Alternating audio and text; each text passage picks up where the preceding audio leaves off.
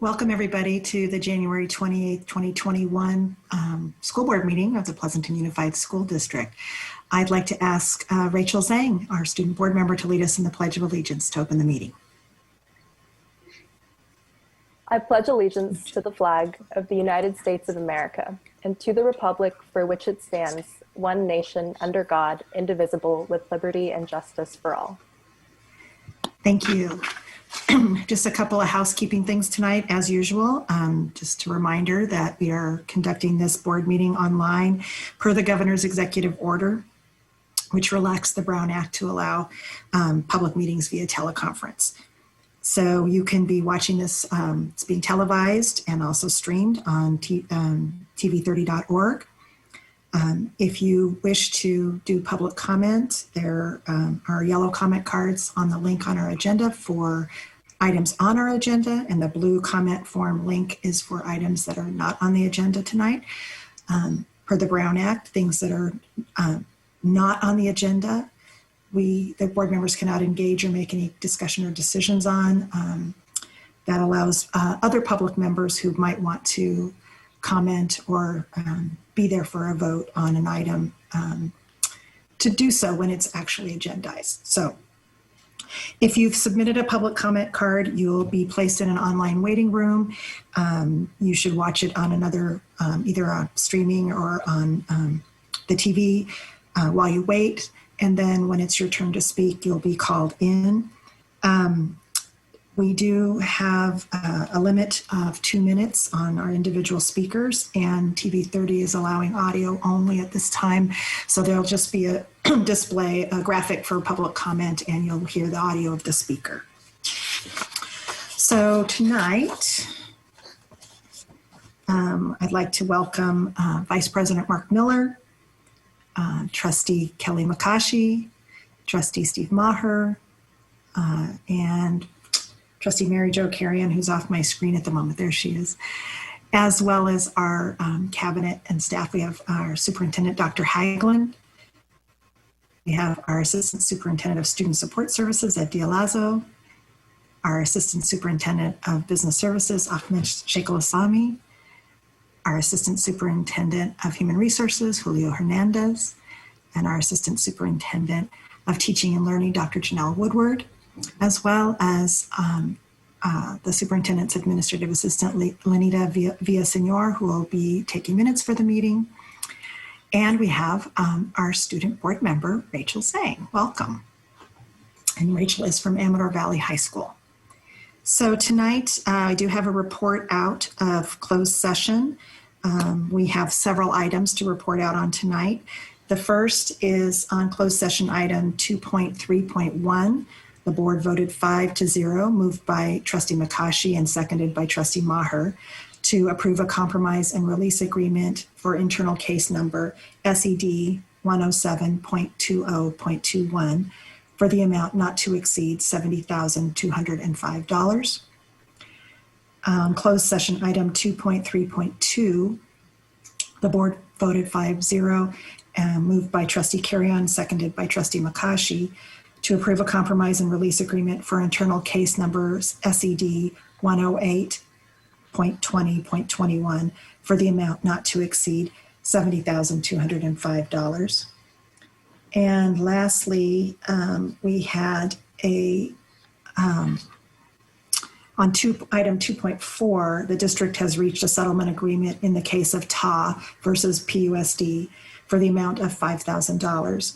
And that motion was made by Trustee Miller and seconded by Trustee Maher, and it was a unanimous vote. All righty. Now that was item number 4 on our agenda. Item number 5 is the approval of the remaining items on our agenda. Is there anything anyone wishes to change, or do I have a motion to approve the agenda? A motion that we approve the agenda. All right. All right, we have a motion to approve and a second. Trustee McCaughey? Aye. Trustee Carrion? Aye. Trustee Maher? Aye. Trustee Miller? Aye. And I as well. Thank you very much. Tonight, our recognitions, again, always a favorite part of our meeting. We have some recognitions for our parent liaison team and our California School Smarts. Dr. Haglund. For this recognition this evening, I'm going to, ultimately hand it over to Mr. Dialazzo, but I really want to make sure that I just give a shout out to my friends with the School Smarts program. It's one of my very favorite things that we do with our parents. And so I'm excited about this recognition tonight. Mr. Dialazzo. Thank you, Dr. Haglund, and I couldn't agree more. So good evening, President Larson, Board of Trustees, cabinet members, staff, and community. I have the pleasure and honor tonight to recognize an amazing group of individuals, our district parent liaisons, and they've just done an incredible job this year supporting our students and our families in very, very unique and tough times sometimes. So we just can't appreciate them enough. So the primary role of the district parent liaison team is to empower parents and guardians to become active participants in the education of their children. Much of the work is with families who are not familiar with our systems. The objective is to assist parents and families so that all students can achieve to their full potential. We're extremely grateful to have this team here in Pleasanton Unified School District. Our parent liaisons work closely with the administrative teams at all 15 of our schools, and along with the PUSD social worker team, they collaborate with a multitude of community partners to ensure that our families have access to various resources. So I'm going to turn it over to our Director of Educational Options, Heather Pereira, and she will introduce this amazing group. Thank you, Mr. Dialazzo. So we have a couple of our liaisons with us tonight, and they'll have a moment to speak. But I just want to introduce you to the whole team. This dynamic team of 8 women, Ms. Martha Acevedo, Ms. Patty Blair, Ms. Tanya Bass, Ms. Ivy Schwang, Ms. Shweta Getham, Ms. Stacy Kang, and Ms. Viviana Suarez, along with Ms. Isela Torre. They speak a multitude of languages, were educated in various places in the US and abroad, and have been members of the Pleasanton community for many years. They either currently have children in the district or have had children in the district. The wealth of knowledge that they bring to their role of district parent liaison is phenomenal. In March, when school quickly moved into remote learning mode, our liaison team worked tirelessly to deliver Chromebooks, hotspots, daily school lunch to some of our most vulnerable families. And this is in addition to all the other things they do. Just a few of the many things they do. They connect families to resources for food, clothing through their work at the hangar, medical organizations if needed. They refer families to PUSD social workers and school nurses when appropriate. They provide technology for students who are lower income. They provide academic coaching for students who need it. They connect families to school activities and activities within the greater school and PUSD community. They coordinate family education workshops, classes, and some PUSD mentoring. In addition to facilitating School Smarts district-wide, they help parents learn how to access and navigate Q and Naviance and other digital resources, which have been robust this year. They facilitate FAFSA workshops for immigrant parents and students, and they help and support parents and students with college scholarships and other financial aid. They facilitate college information nights in many languages. They help students and families navigate Q and Q registration. And through a partnership with Alameda County and the Wheels program, they assist in providing Clipper cards for income qualified students. I don't think this captured everything they do. We are really pleased to be able to recognize this team here tonight. They're a huge part of the heart of PUSD, and we are truly grateful. So I'm going to turn it over to Isela Torre, and she will tell us a little bit more about School Smarts. Hello, everyone. Thank you so much for the kind introduction and recognition. I'm overwhelmed. Well, I'm going to talk about the School Smarts. Research shows that parent engagement in education improves students' success across socioeconomic groups, and School Smarts has been offered successfully in PUSD for 8 years now. The program offers a 7-session parent academy that trains and empowers parents. Topics include understanding the school system, communicating effectively, advocating for quality education, and the importance of parent involvement. Pleasanton has graduated around 800 parents who have impacted in a positive way hundreds of students and their families. Many of us grew up in different countries and states, and even those who grew up here know the school system changes constantly, and this is a great opportunity to learn about your school, ask questions about different services, programs, and opportunities that you can access now and at every level, including an overview information about high school and college. Many of the graduates have continued its commitment with School Smarts by enrolling as facilitators. Your principal, her planning team have been working on a valuable program experience for you with different specialists to cover and present the curriculum, including sessions with our amazing leaders from the governance team to talk about their roles and also celebrate graduation with you at the completion of the School Smarts Academy. I'm encourage every parent today ask about this program and when will be offered this spring. We have 7 different virtual academies planned and some already started. Now, I will let you with my colleague, Shweta Geram, to talk about our team. Good evening, everybody. Dr. Haglin, board members, trustees, and Pleasanton community. As Heather mentioned, the parent liaisons are the bridge between the school district and parents for our socioeconomically disadvantaged families, English learners, and other vulnerable populations. Each member of the team brings different strengths, whether it is a second language, knowledge of the cultural nuances, or other varied work and life experiences. It is an honor to assist and empower our families and students.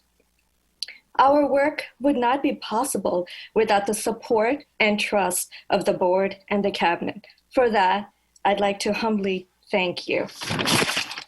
The parent liaison team would not be a team without Heather's unwavering support and guidance. Without her leadership, commitment to students, and proactive approach in prioritizing students, we would not be able to move forward. She is indeed an exceptional leader. Lastly, I'd like to take this opportunity to thank the team. It is an honor and a privilege to work with such a compassionate and caring group of individuals. I hope we get the chance and we continue to empower our families and uplift them in our continued role. Thank you.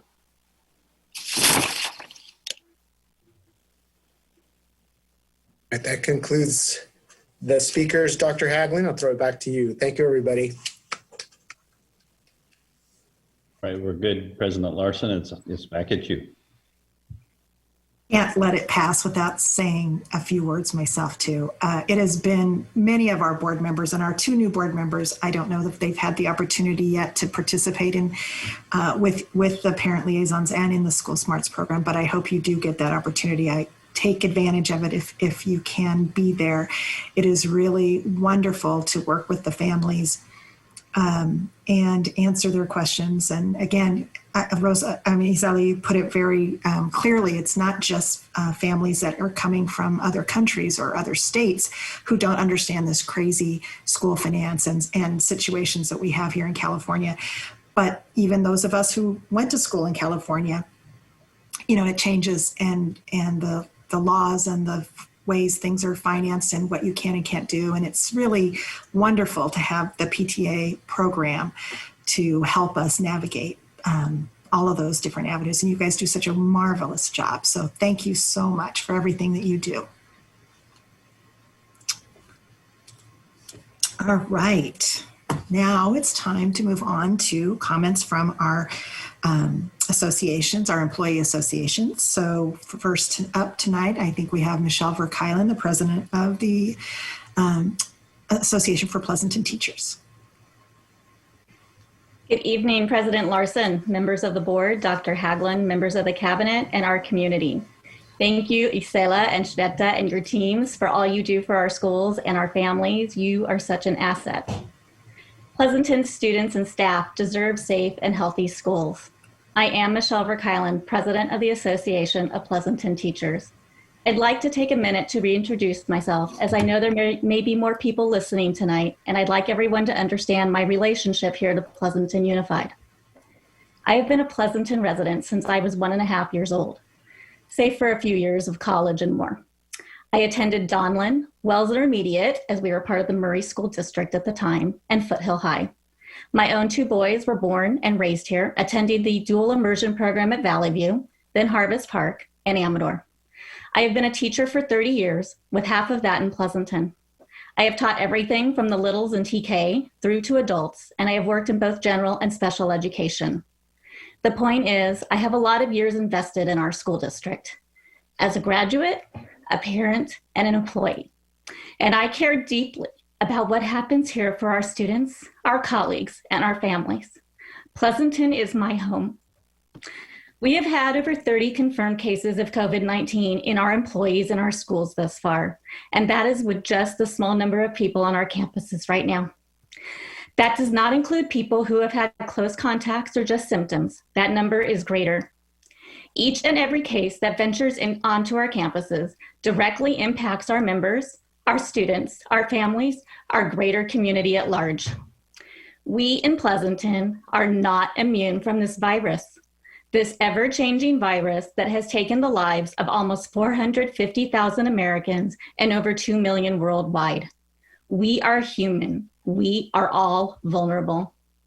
With the new, easier to transmit variations of this virus, easier to transmit among adults and amongst children, we should not be rushing into opening our schools before it is safe for the sake of dollars. The virus is in charge right now. This pandemic has been a shock to everyone. Everyone is doing more than their lion's share to piece together some semblance of our humanity. Our APT members, our administrators, our students, our families.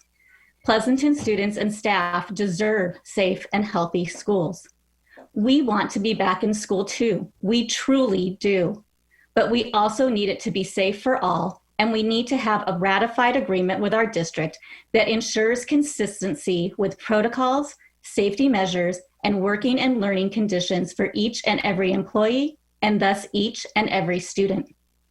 Our APT bargaining team, made up of longtime teachers and a counselor who care greatly about our community as well, have spent over 60 hours with bargaining work on just the in-person MOU alone, shouldering the burden of much of the proposal writing. This is in addition to their currently well over full-time jobs teaching, counseling, and mentoring our youth. We do this because we want to ensure that Pleasanton Unified School District remains the best. We have concerns with where things stand right now. As educators, we want to provide the best, but we are being asked to implement things that we know are not the best, and we cannot do it all. We need your continued support, administrators, to help us do the jobs we were hired to do. That is our expertise. Help us do that. Thank you, community and families.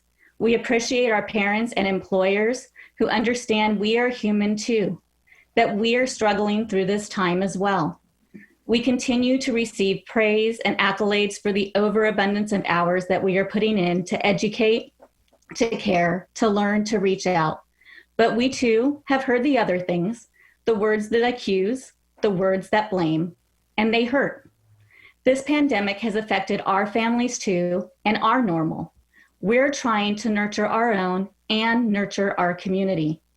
We are all going through this terrible pandemic. Thank you for realizing that we are human. Have I failed to mention how much we love and respect our students? We only want our students, your children, coming back to our schools that are as safe as they can be. We want to be the exemplary model of how to do this right, with health and safety held paramount while we continue with our top class education that Pleasanton is known for. We are anxious for this time to come.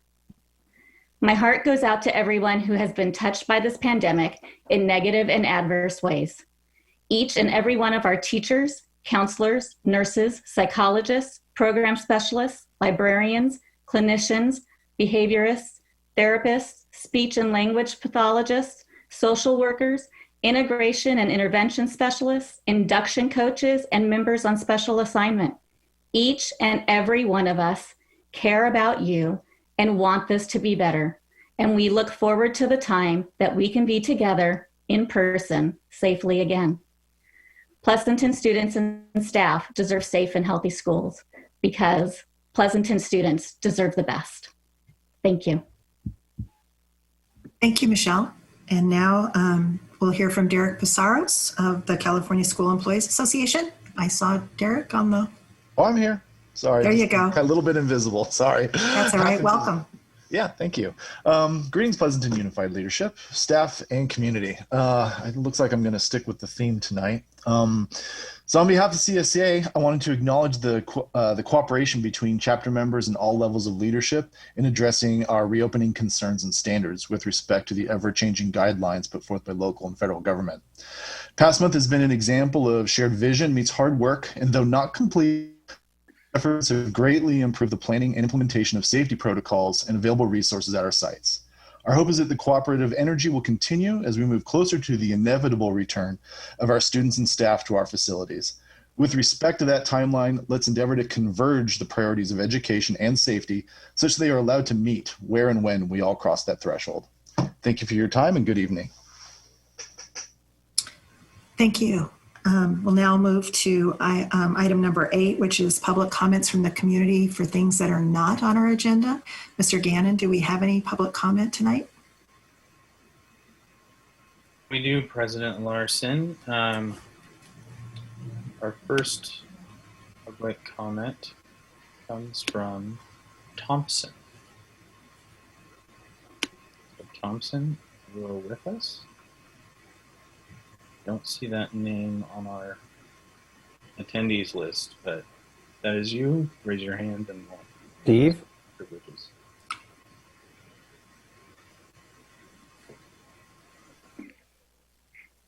Okay, we're going to assume that Thompson is not with us.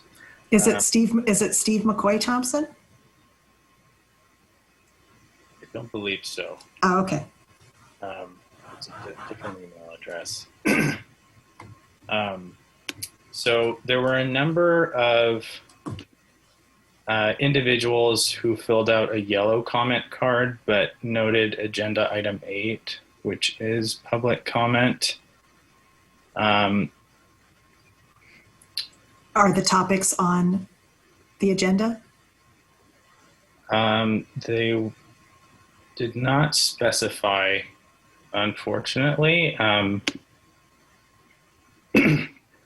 So I just wanted to take a moment to clarify. So we have Maestro Perez and Michael Shoemaker. If your comments don't relate to any agenda items on our agenda, we'll start with Maestro Perez. She is with us. Hi, good evening. President, Mayor, Board of Trustees, Dr. Haglin, Executive Cabinet, staff members, and the Pleasanton community. First, I would like to thank you for your service and dedication to providing exceptional educational services to the children in our community. My name is Leah Perez, and I'm a PUSD teacher and parent. I speak before you tonight because I feel a moral obligation to ask you to protect the health of my students, coworkers, and their families by voting no on a motion for K-6 schools to reopen for in-person instruction on February 16th. Ms. Perez? Yes. This time is for items that are not on our agenda. So if you're wishing to speak towards we're going to call you back at that time if that's all right. Okay, sorry. That's okay. It's okay. It's all new and we can't even see you and we can't do it in person. So, all right. Thank you. Thank you. Mr. Gannon, please put Ms. Perez back in to the Right. school reopening. Will do. And our other comment was Michael Shoemaker, who submitted two requests for comment. And Mr. Shoemaker, I just repeat what President Larson just said. If your comment relates to school reopening, we'll have you wait for the 12.1 to be presented.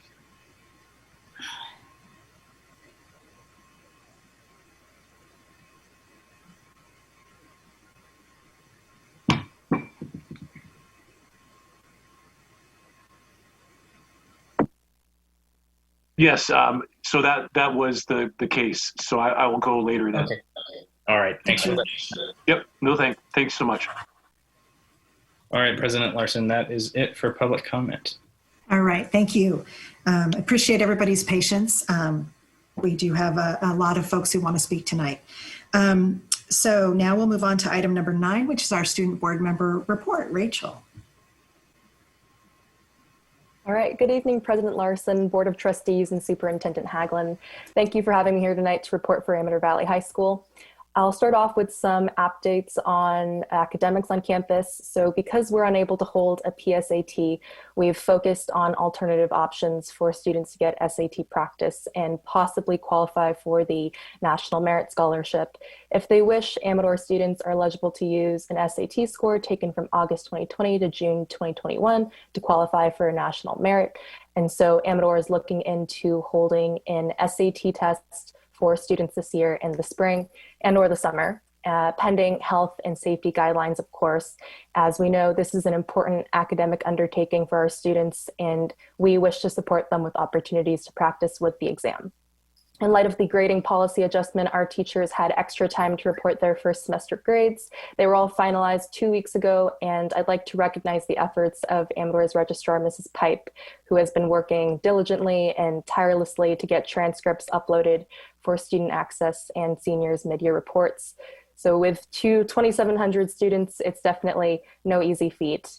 And additionally, we have some virtual scheduling nights coming up for incoming 10th, 11th, and 12th graders. At the scheduling nights, counselors will go over course selection for next school year, and this will supplement the events we typically hold on campus for students to become familiar with classes, coursework, and teachers. We're also working with teachers to have them put together videos to inform students about their elective programs like nursing, CSI, et cetera, so that students have a better sense of the courses that they might be interested in for the upcoming year. And with regards to activities outside the classroom, our annual Donversity Rally and Club Fair will be virtual this year. Leadership is still in the midst of planning the event, but we will be giving clubs, all our student groups, and student performers on campus the opportunity to participate in our display of our school's diversity and individuality. To provide an update on a matter I touched on in my last report, We Are Pleasanton, a group of local business partners, have helped us raise money for our new shade structure, which will provide shade over the area of the quad from the grass hill to the senior cafe. And with this new structure, we'll be able to spread out the lunch tables so that students don't have to cluster around one area for shade. And since my last report, we've now raised over $175,000, so we've reached 94% of our goal. A big thank you to We Are Pleasanton AV leadership and everyone who has supported this effort. And so this year, we are also planning to host a career fair in February, which would give students an opportunity to explore career pathways and fields. As you know, our county will likely not be able to hold large-scale in-person events by February, so we are taking our 2021 career fair virtual and offering it to all students in the Tri-Valley. And the career fair will be held on February 10th, and we will share the fair website during access that day and allow time for students to look through and watch videos of career representatives. And lastly, for an update on Amador Athletics, we took a week's pause from our music and sports cohorts for finals, but they are now back in session. And the cohorts are a really valuable way of maintaining a sense of normalcy for students where they can interact with peers in small groups and ward off some of the feelings of isolation inherent to virtual learning. Also, the new eBalls sports schedule was recently released. So spring sports, including swimming, diving, golf, tennis, and track, all have target start dates for practices set in February and March, which is great news for all of our student athletes who are looking forward to starting training, of course. But the schedule is subject to change and contingent on CDPH guidelines, county guidelines, and school district approvals. Overall, Amador has finished out first semester strong, and we're looking forward to carrying that momentum forward for a successful second semester. Thank you for that report. Yeah, it's really nice to hear that the CIF has approved for the athletes, for some of the sports to come back, and that our cohorts are working with staff on campus in those groups for the extracurriculars. That's really good for everybody's mental health and just connection to the school. So thank you for that report, Rachel. Is there any questions from any of the other board members for Rachel? Not tonight? All right, thank you so much. That means we're on to Superintendent's report. Dr. Haglund. President Larson. Yesterday, in collaboration with PPIE, we hosted our second annual State of the District event. We were pleased to be able to take a bit of time to pause and to celebrate the hard work of each team member in PUSD and many members of the Pleasanton community as well who have stepped up to help over the last year. The central theme for my presentation this year was to highlight the us in PUSD, to showcase the employees, parents, students, and community members that are engaged in our collective work, and to celebrate how we move forward together in support of our young people. We are living through history in so many ways right now. And while we have had great obstacles to overcome these past 12 months, we also have much to be proud of. At the end of the talk, we unveiled our 2020 annual report, which highlights and commemorates our collective work. You can watch a recording of the State of the District address and check out our 2020 annual report via links on our website. Tonight, we will review our process for aligning our reopening plans to the newly revised and recently updated state and county guidance for schools.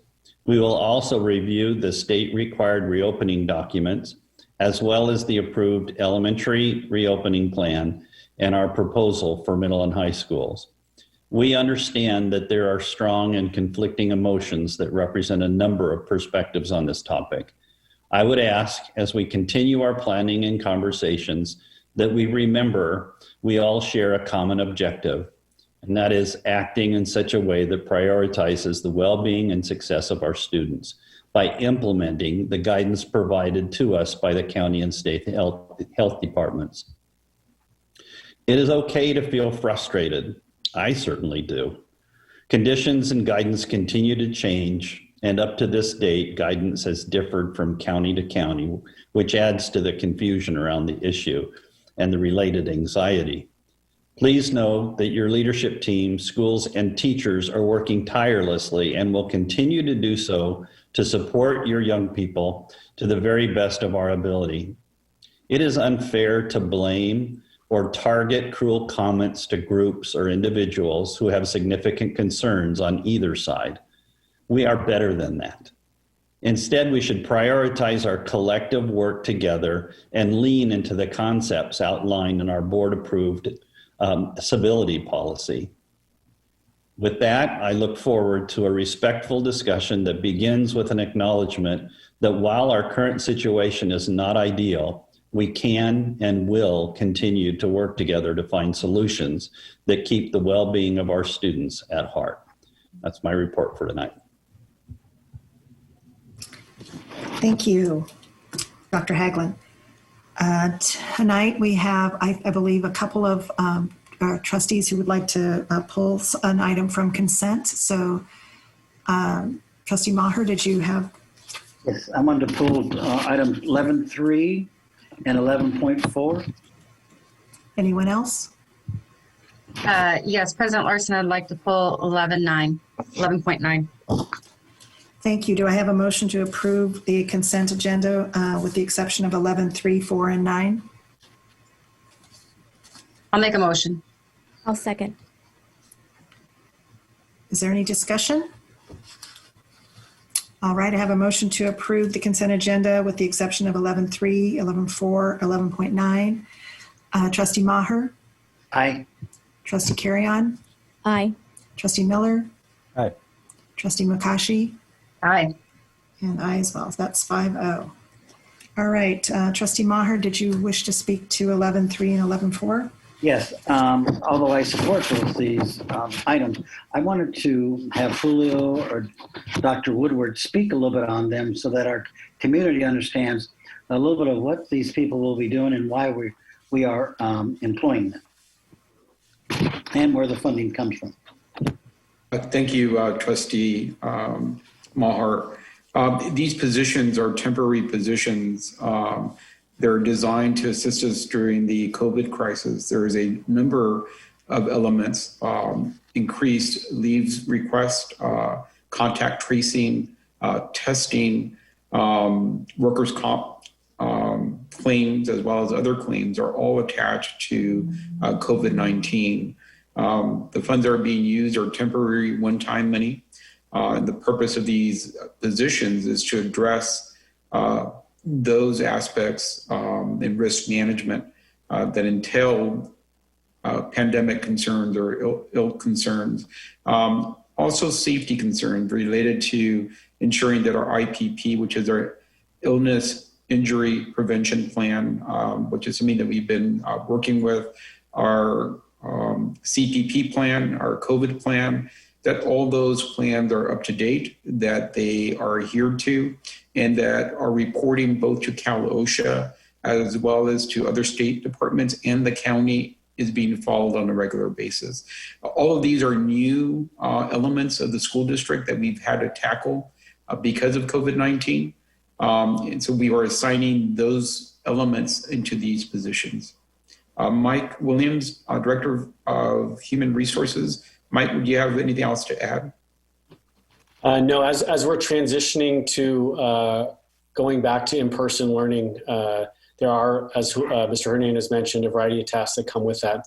One of the big lifts is the testing for staff, as there's requirements. At this point, it's a monthly test that's going to be required for each employee to go through.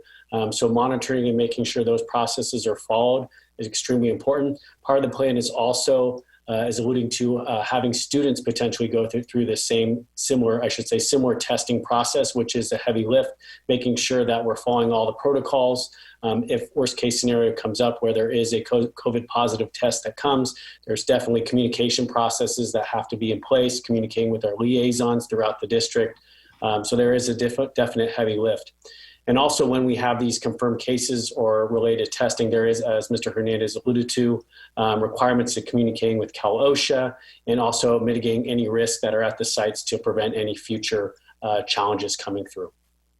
Mike, will they also be assigned the task to work with individual school sites to make sure that everything's in place, that desks are separated, PPEs are in place, egress, so forth? Yeah, so the risk management position is going to be very much involved in that process, making sure the school sites are taken care of, even our district office building as well, that has many different components to it, making sure all those safety protocols are followed as the guidance provides us. And the other pandemic position is going to be working collaboratively with that position, because there potentially is going to be multiple testing sites throughout our district. Right now we have a piloting program that's stationed specifically at the main campus in our district. But at this point, we're not going through the full gamut of employees. We're just going through a small pocket to get through all the kinks so that we can be very successful when we come back to in-person. I take it that these two people, that their only job will be to work with the pandemic. Specifically pandemic related, correct. But I want to add that the risk management position not only deals with the pandemic, but because pandemic deals with risk and safety and risk management at the global picture that we're dealing with, there are other components that are day-to-day that we also are asking these positions to pick up that deal with regular risk management concerns. Right now, we are overwhelmed with the COVID issue. And this position is also consolidating. For instance, in the testing, there was two divisions involved, student services as well as human resources, that were managing the testing and the paper that's produced in that, as far as communicating with staff, as far as sending letters to them. We're consolidating those efforts from two different divisions into one division and into one person, or two people in this case. Good. Thank you. Would you like to make the motion to approve those two items, Steve? I'd like to make a motion that we approve 11.3 and 11.4. I'll second it. Okay. Any other questions? All right. Trustee Maher? Aye. Trustee Carrion? Aye. Trustee Miller? Aye. Trustee McCoshy? Aye. Aye as well. 11.3 and 11.4 are approved. Would you, Kelly, Dr. Hagelin, sorry. Trustee McCoshy, would you like to ask your questions about 11.9? Yeah, my question is, I know that there was a question ahead of time and just wanted to ask on behalf of, for information for the public, what was the inspiration for having this class, it's on drama, being designed? Thank you, Trustee Makashi. Director Aguero, would you like to respond to that, please?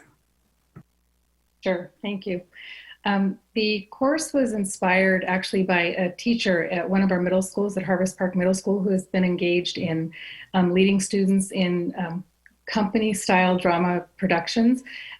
She also, I think, was part of the high school musical, the joint musical between the two high schools in the past. So there's a real passion for creating that opportunity for students and a space for them to be able to display those talents.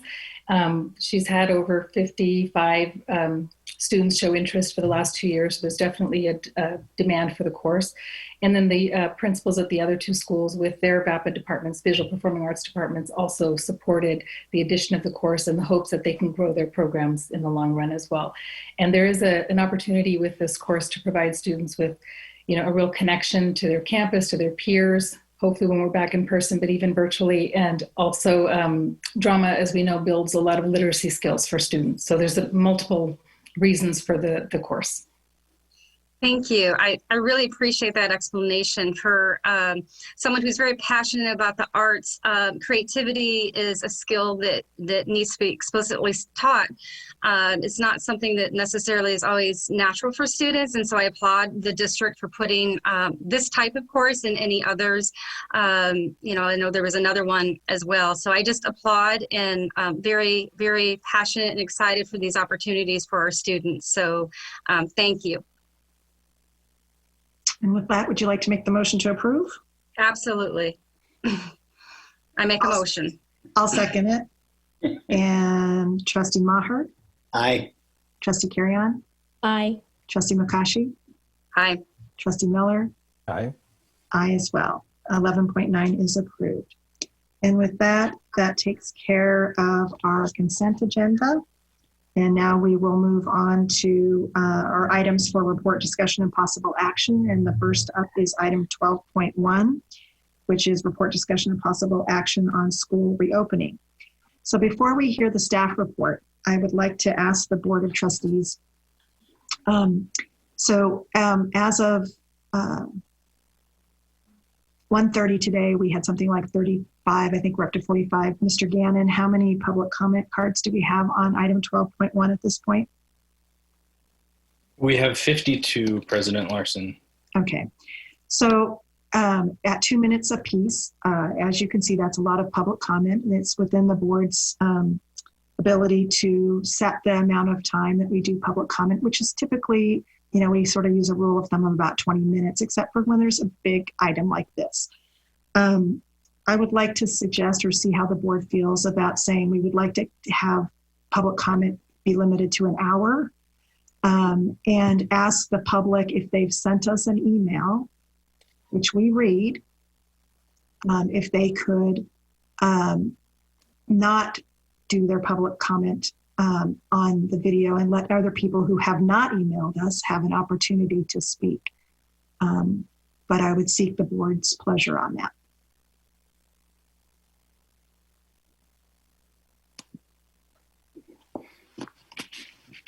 I'm not hearing anything. I certainly am in favor of not duplicating the information that we've already heard. I also don't want to cut people off who want to speak. I don't know. I'm wondering what the other board members feel. Could we adjust it and maybe have each speaker have a minute, which would allow each person to speak? That is an option. We can certainly do that. It does make, sometimes people have prepared comments and they've timed themselves to our requirement, but that is also an option. Yeah, I'm a strong proponent of people being able to speak and say their views. I would be in favor of what Kelly, Trustee Makashi is saying, maybe a minute, and maybe they can adjust their prearranged speech. And they could always email us follow-up too, correct? Oh, of course. Of course. All right, well, if that's the will of the board, what we'd like to do, so you guys have some time because you're going to hear the presentation. We do want to hear from all of you. Again, if you've already emailed us, we've received your email, we've been reading the emails. That's your opportunity. You can certainly speak again, but know that you are being heard, whether you're emailing us or speaking to us here on at the board meeting. For those who wish to speak, we are actually going to limit it to 1 minute tonight so that we can get through all the speakers who wish to speak on the item. Again, as we've said before, if you really have nothing new to add to what the prior speaker has said or a prior speaker has said, please feel free to say, I agree with so-and-so. And that'll allow us to make sure we can hear everybody. So with that, I will turn it over to Dr. Haglin for their presentation.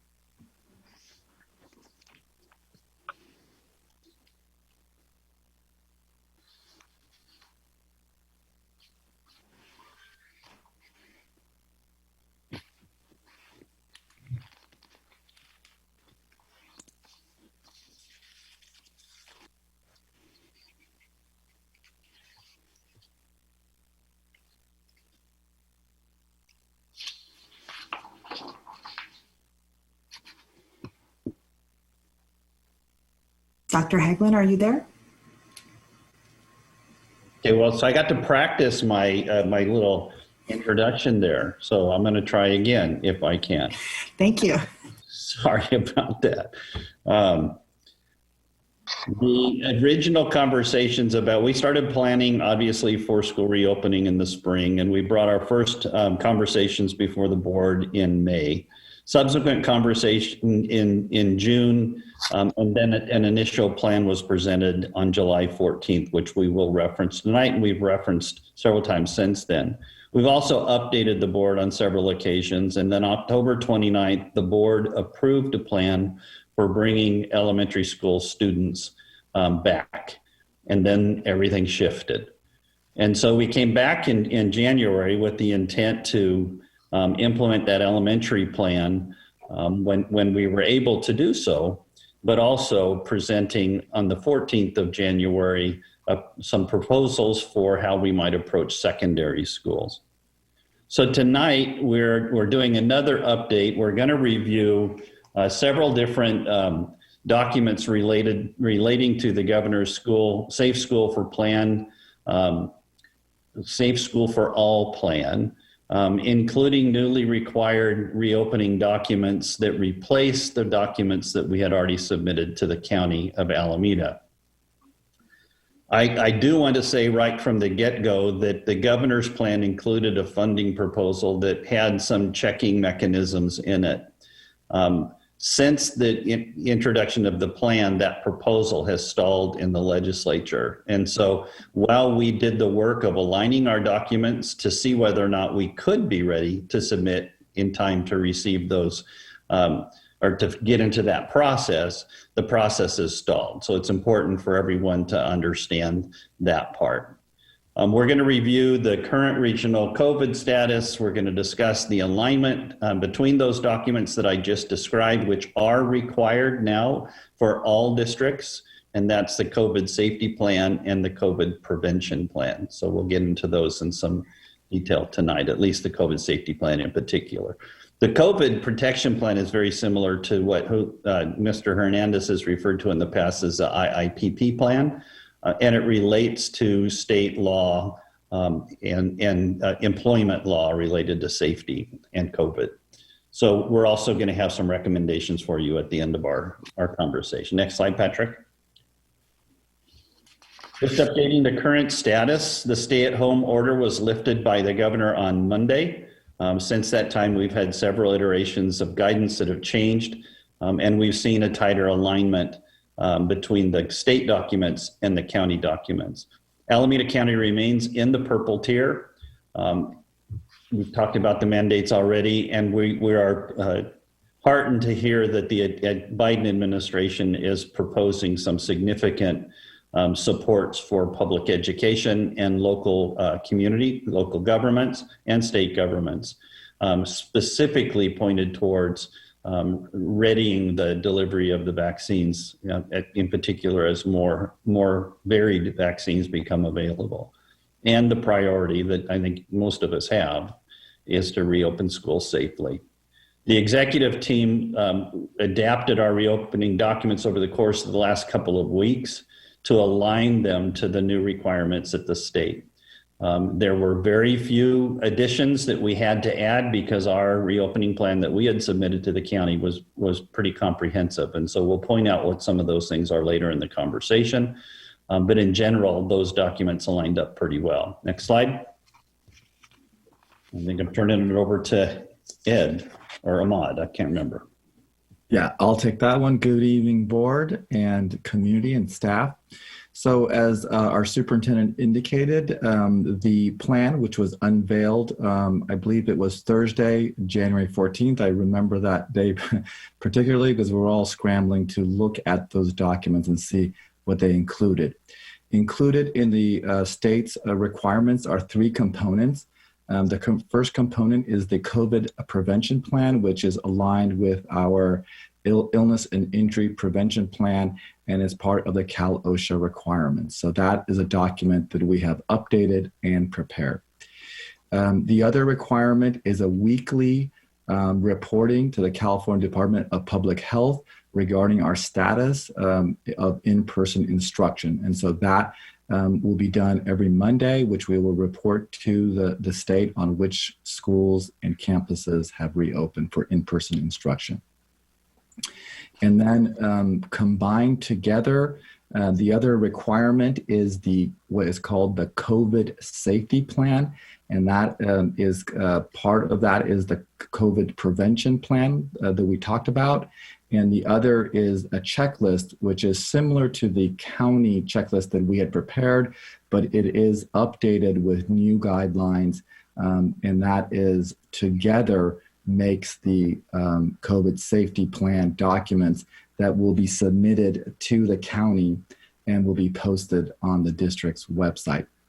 Lastly, the governor's proposal also included an in-person instruction grant, which requires legislative approval. These three elements do not require legislative approval. That is in the discretion of the state and the governor. However, the component of funding does.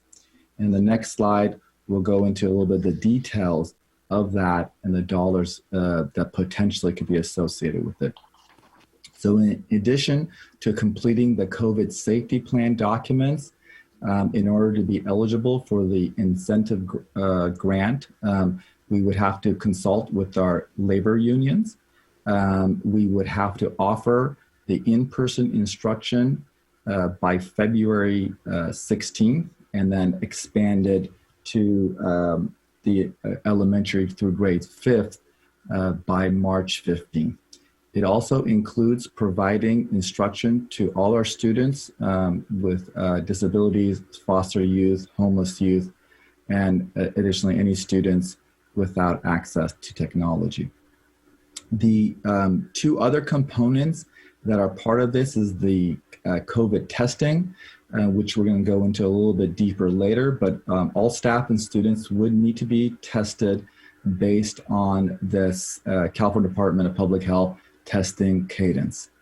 Additionally, we would have to verify that all our students have the technology in order to participate in remote learning. The funding that's been proposed is $450 per student if we are able to open K2 by the 15th of February, and then those fundings drop to $337 for opening March 15th. There is additional grant opportunities depending on our unduplicated count and our share of LCFF. In the next slide, I'm just going to on a high level, again, this is what we know at this time, is that if we received the funding as proposed by the governor, we would receive about $6.5 million, and that is for all students K-12, less any in the independent study program. So for our district, it would be over $6.5 million. And then if we opened in March, that would be around $4.9 million. Most of that funding, if not all, and more, would have to go towards the testing. So there's a lot of components of this that are still being developed and looked at. But based on what we are being told, the Valencia lab, which is a state-owned lab, can do the PCR test for about $55. The district would have to administer that test, so we're assuming that there is some district cost associated with it. And then not all our students are returning. Some would be choosing to stay in remote learning, and we just used a hypothetical 75%. That may be higher or lower. And so to run the program on a weekly basis for our K-5 and our special education students, which are required to come back in that time frame, it would be approximately close to $400,000 and about $350,000 for a secondary. If, depending on the tier we're in, and we ran the program on a weekly basis over a 1 month period, that would be about $2.4 million. And so it will quickly consume the proposed funding, as we can see. Staff will also need to be tested. However, we're able to, those costs are being placed on the insurance carriers. And so the testing lab at Valencia or Curative would, through a third party, be billing insurance carriers. And so neither the district nor the employees would see those costs. However, the district will still need to administer staffing testing and an estimated cost of about $6,000 a week. And some of the staffing that we've temporarily hired and were approved today were to help support both the staff testing that we are currently going to do on a monthly basis and the potential student testing. So at this point, I'm going to pass this on to our Assistant Superintendent, Ed Dialazo. Thank you, Mr. Shikol-Islami. Thank you, Mr. Gannon. So we wanted to review the criteria for reopening our schools for in-person instruction under the state's Safe School for All plan. And so on this slide, you can see that schools may reopen if the county is either in the red, the orange, or the yellow tiers. And those numbers up top, I'll start on the left-hand side, greater than 7, that's the case rate number. That's the number of cases per 100,000 in a county over a 7-day period.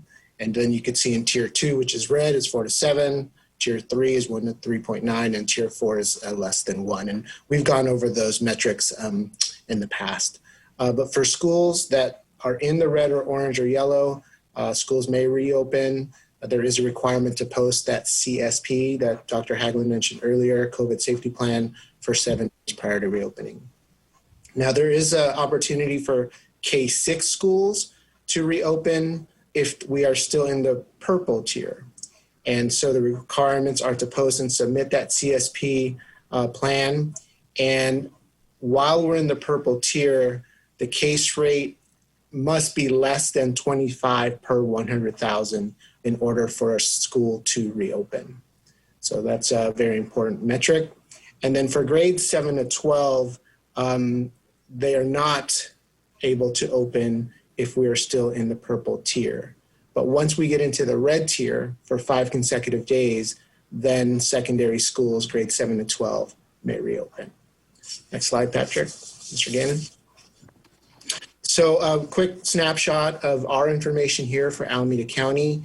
And this was a snapshot that I posted, or I saw the posting on the website on January 26th. And the websites are there in the blue in the left-hand side. So once you download this document, you can link on there yourself. But as of January 26th, and I think it's the same today, I looked about a couple of hours ago, so it should be the same today as well. The case rate in Alameda County, the adjusted case rate, is 28.9. So that's a significant decrease from 31.6 a few weeks ago when we did the presentation to the board. The overall test positivity rate is 7.7 for the county. And again, that is a slight increase, actually. I checked, it was 7.2, Ed. 7.2, that's right. I think this must be a typo. I'm sorry. I knew it was a decrease. So that's a typo. Thank you, Trustee Maher. And then for the Healthy Places Index, it's 10.8%, which is a decrease from a couple of weeks ago, which was 11.3. I'll make sure to fix that. Next slide, Mr. Gannon. Okay, I think this is still me.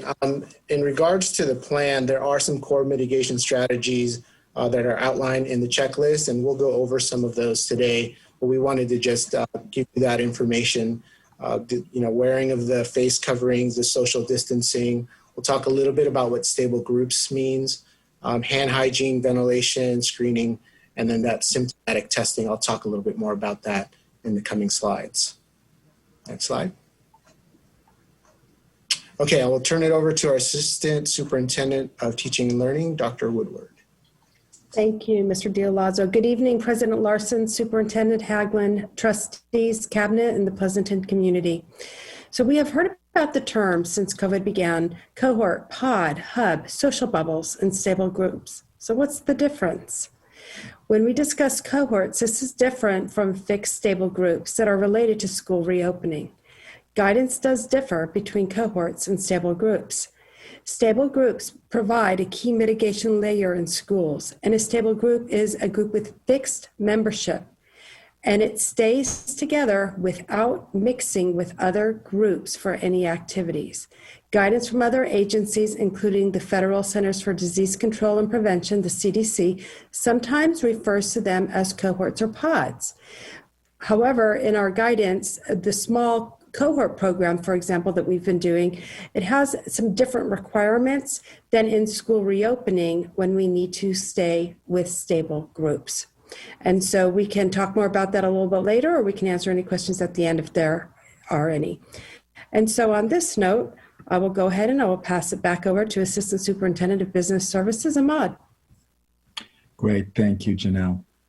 So one of the key components in ensuring safety is to ensure the proper traffic flow at our schools, and to maintain the 6-foot social distancing that's been critical as part of limiting and eliminating the transmission of COVID. So to that end, we work very closely with our partners, especially CSEA and others, to develop strong guidelines that our schools can follow to identify drop-off and pickup locations.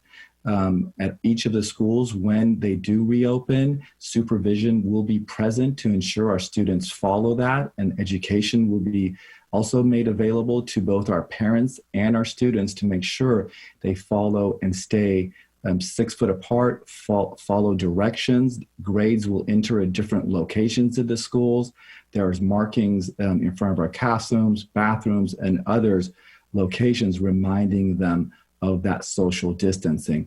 Over the past month, our staff, working closely with our administrators at the site, our COVID liaisons, have been critical in implementing these plans, and our schools are ready to reopen on the schedule that we have planned before you.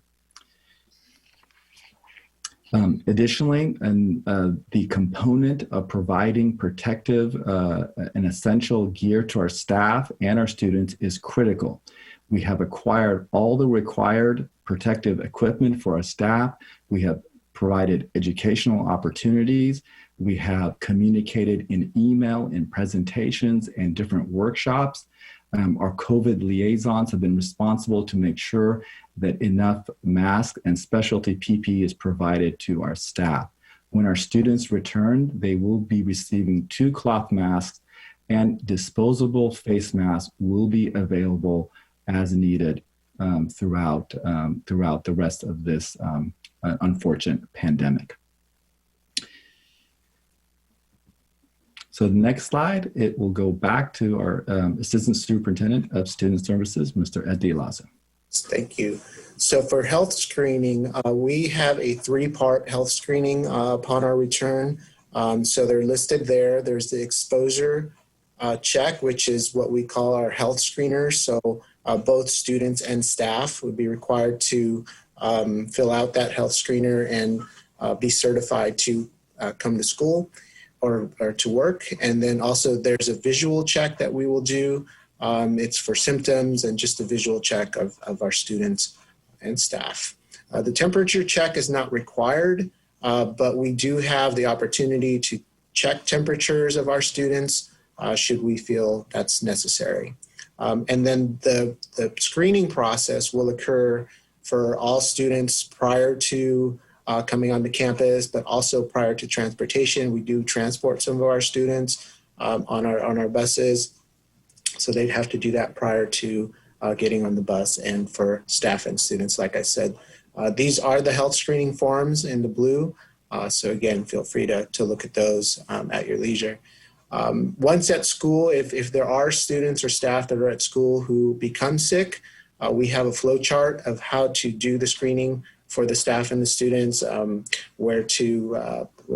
to test them, how to take their temperature, what symptoms to look for. And then we also have identified at least 2 spaces, as we'll call them isolation rooms. Some of the sites call them sick rooms, but essentially the place where a student can go before a parent can pick them up. They can go to a place where they could sit and wait for their parents. One thing to keep in mind that the health screeners, they are subject to change. They recently did just change. So we just want to put that out there, that we're always looking at the guidelines to make sure we're following the county protocol. Next slide. So our one of the areas that is critical and been identified by the COVID safety plan and the guidelines is ensuring healthy hygiene. And so we're good at making sure to educate our students and our staff on healthy hygiene in terms of washing their hands, habits such as covering for coughs and sneezes. Our principals will be regularly communicating this, as well as our teachers, to our students and to our parent community. Everywhere you go in the school, there will be signs, and I witnessed them myself. Everywhere you go, there are signs on how to wash your hand, how to properly wash your hand, and we have soap and hand sanitizers in all our classrooms and throughout the campus. This is one area that we really work closely to ensure that those instructions and those posters are up and that those guidelines are ready to go. So for identification and tracing, we've actually had this process in place since we've had staff and students on our campuses. But we do have 3 district COVID liaisons for the school district to Alameda County. I'm one of them. And then each school site and each department at the district office has a designated COVID-19 liaison.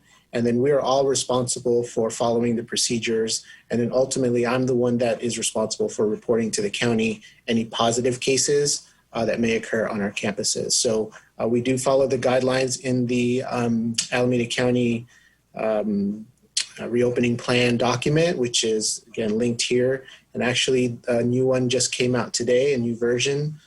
Forgetting what version it is. It's, I believe, version 25 or 26. I believe. 26? I think it's 28. 28, okay, we're behind. So version 28.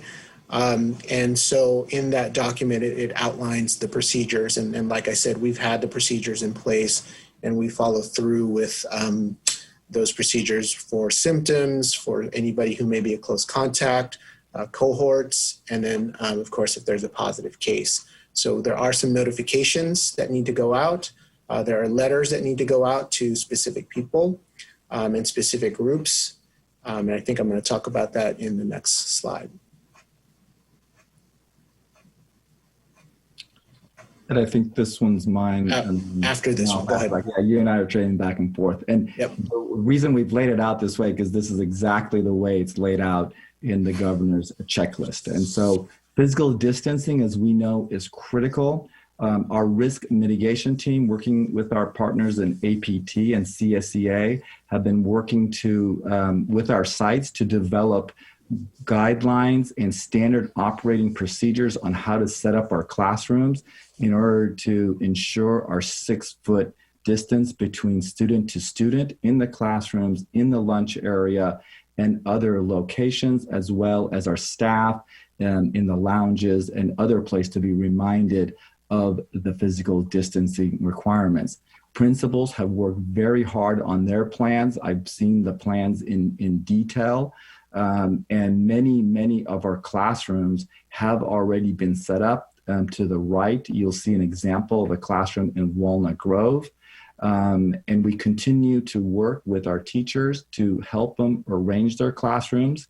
Our teaching learning division has sent out surveys in order to ensure that our teachers receive the appropriate level of support to set up their classrooms and maintain that physical distancing.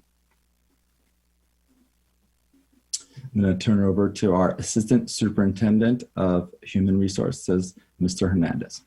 Thank you, Ahmad. So these are trainings that were designed specifically to address COVID-19. So part of the governor's plan dictates that we are to train our staff in order for them to be prepared to come on campus for in-person instruction. So currently in our MOU with CSEA, there is language that's specific to these trainings. There is language in the APT that has already been agreed to related to training as well. And they're listed there. We are also expecting to compensate our associations in order for them to complete these trainings. They run about 2 hours or so in order for them to complete that and the print certificates of completion and then trigger the compensation.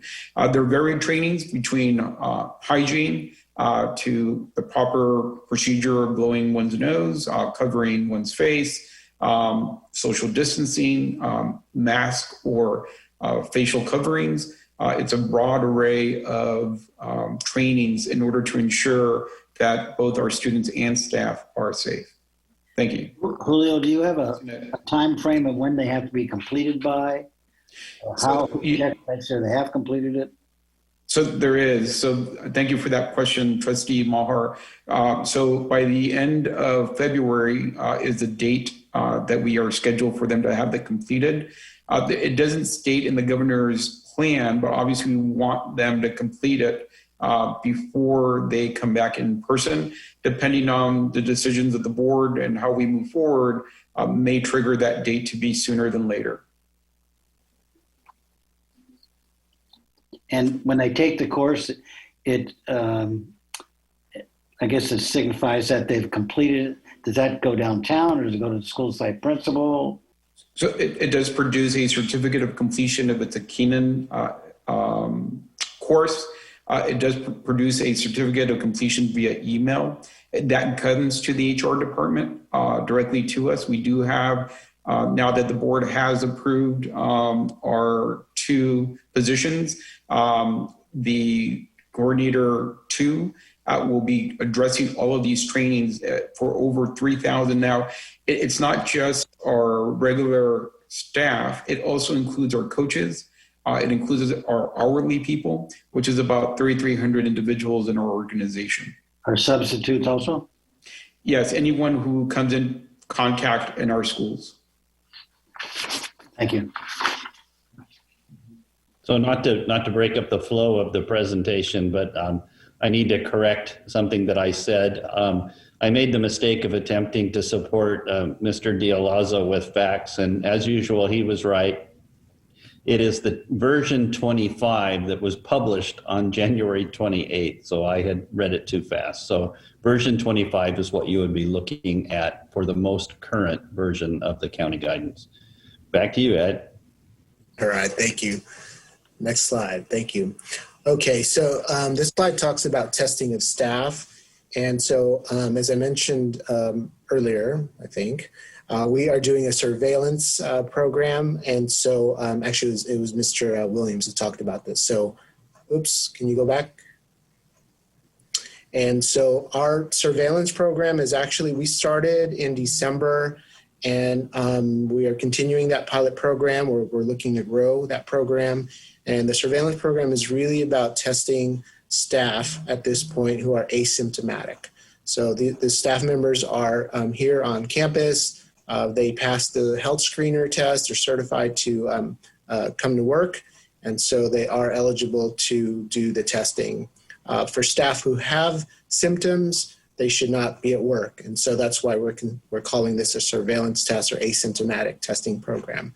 As Mr. Sheikh al-Islami said earlier, if we do apply for the governor's grant, and if there is availability of designated funding, then we wanted to take a look at what is the requirement for the testing. And so for staff specifically, it would include asymptomatic testing, which is what I just talked about, symptomatic testing, and response testing. So we wanted to show you the cadence of what would happen in each specific tier and what type of testing we would be required to do, like I said, should we apply for that grant and should we have the funding for it. So you can see here outlined in the yellow tier, CR is case rate.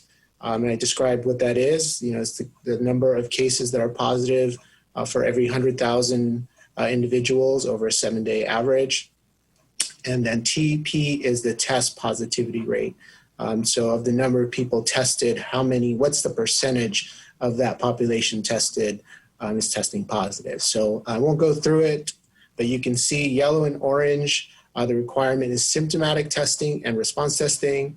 Red and purple is a symptomatic response and every 2 weeks asymptomatic testing. And then deep purple, which is a case rate of over 14, it is symptomatic and response testing as well as weekly asymptomatic testing, which would include either a PCR or a twice weekly antigen test, the antibiotic test.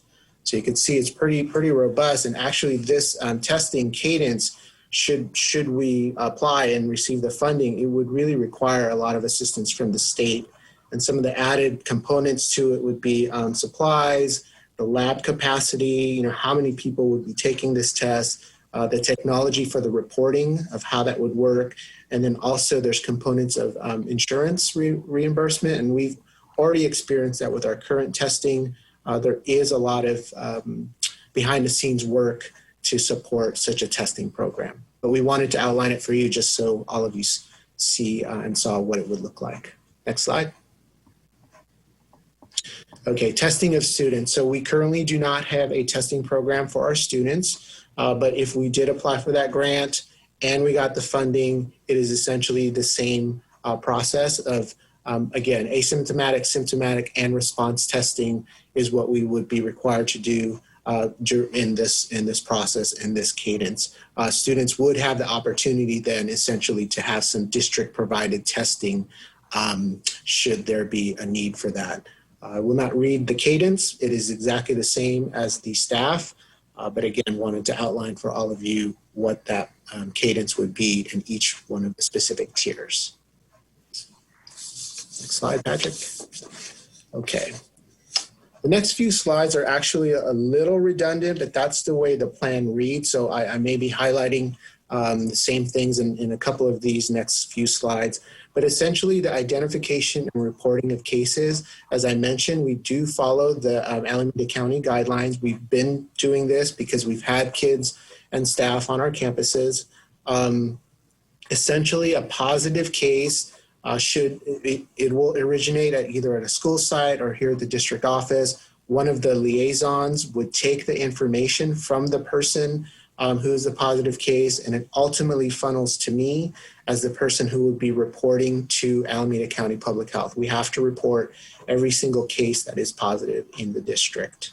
As of January 1st, there is Assembly Bill 685, which added a few requirements for us in our notifications of staff who are positive or who have symptoms or who have maybe potentially been exposed. And that new language added exposure, benefits, cleaning protocol. That information needed to be in the notifications. And so we modified our notifications and now have included that language. Next slide. Okay, this particular slide is the communication plan, and really what we want to make sure that everybody is aware of, that we will and are required to follow FERPA and HIPAA, and those are confidentiality laws and rules, and we want to make sure that medical information is not shared. So when we put out notifications to a general community like school staff, definitely no names, no even descriptions of any sort. It's just essentially saying that there's been a positive case on the campus, wanted you to be aware. Here's some resources for you. Next slide.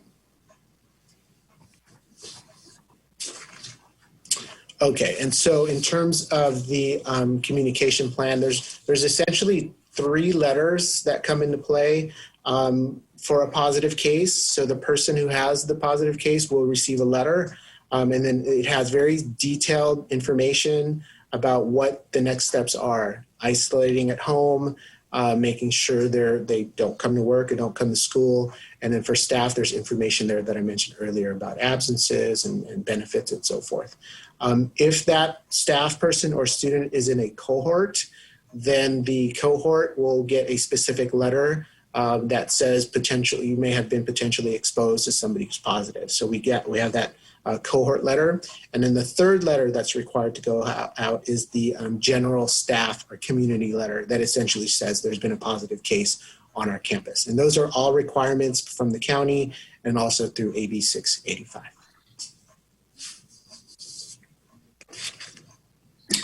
Okay, back to Mr. Hernandez. Thank you, Mr. Dialazo. So I wanted to create some clarities. According to the governor's plan, we do not need a signed memorandum of understanding with our associations. All that is required is that we have consulted with our associations with regards to reopening. With APT, we've had 20 negotiation sessions. With CSCA, we've had 24 negotiation sessions. All of them, by the way, have reached an agreement with the associations. And I want to be clear about that even though in the governor's plan, we are not required to have an agreement, we do have an agreement with our Teachers Association. We also have an agreement with our California School Employees Association, or CSEA. I encourage everyone to read the agreed upon MOU with our teachers and with our classified staff. The Association of Pleasanton Teachers, the Teachers Union, and the district came into an agreement on August 11th. In that agreement, it has language as it relates to safety, to personal protective equipment. It talks about how we will return back to in-person, partial in-person instruction, also to a full in-person instruction. It details how to do that. Again, it's pretty detailed MOU that the Teachers Union agreed and entered into with the district. Likewise, there is also an agreement with the California School Employees Association, or CSEA. These are our employees who are the clerks, our secretaries, our child nutrition employees, and our paraeducators. I want to be clear that our CSEA employees have been in our schools since March. And since March, through our Kids Club, through our child, our student daycare program for our employees, as well as our cohorts, our CSEA employees have been working in person in the classroom with our students since March. And we appreciate that's the labor and the work that they have been doing and working with our students since the start of the pandemic. There is an MOU that we have with them that provided us the opportunity to do that. And we are no longer in negotiations with CSEA as it relates to reopening in-person instruction. We are only in negotiations with the teachers. There is a right, if the teachers feel that there is a mandatory subject of bargaining or impact and effects, to state those and then to negotiate those. We are engaged in that process with our teachers. We are engaged in the process of determining if our current collective bargaining agreement, which is also in our website in the Human Resources page, as well as the MOU is also in our Human Resources page, if those elements haven't already been negotiated and agreed on. Again, in good faith, we are engaging our teachers union in attempting to determine that. But if we read the agreed upon MOU, and it's lengthy, it does include those elements that are particular to our discussion about in-person instruction. They're clearly stated in that MOU. So it is linked here. In addition to that, we also need to consult our other stakeholders. We've engaged in 43 town hall meetings, steering committee meetings, and also task force meetings. They all relate to our reopening of school to in-person instruction. Thank you. Julio, did we had this in place when we originally were set to open up on January 11th?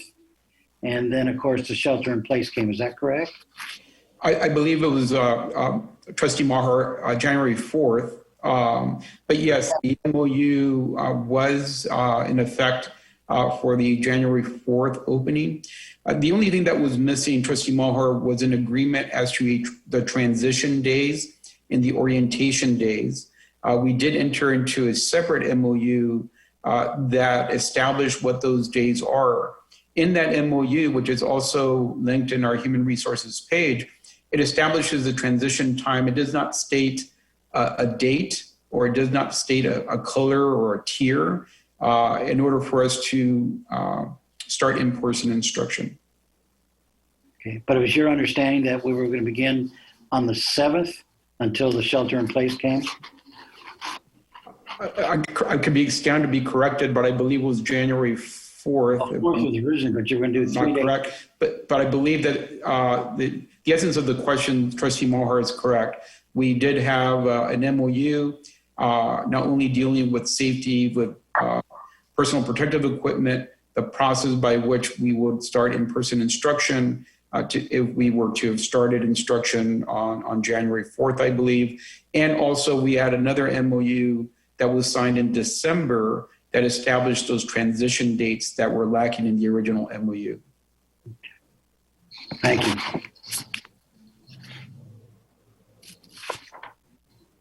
I'm not sure, Mr. Dialazo, who I am sending it. It's to Dr. Woodward. Dr. Woodward. Thank you, Mr. Hernandez and Mr. Dialazo. Once again, good evening, President Larson, Superintendent Haglund, trustees, cabinet, and community.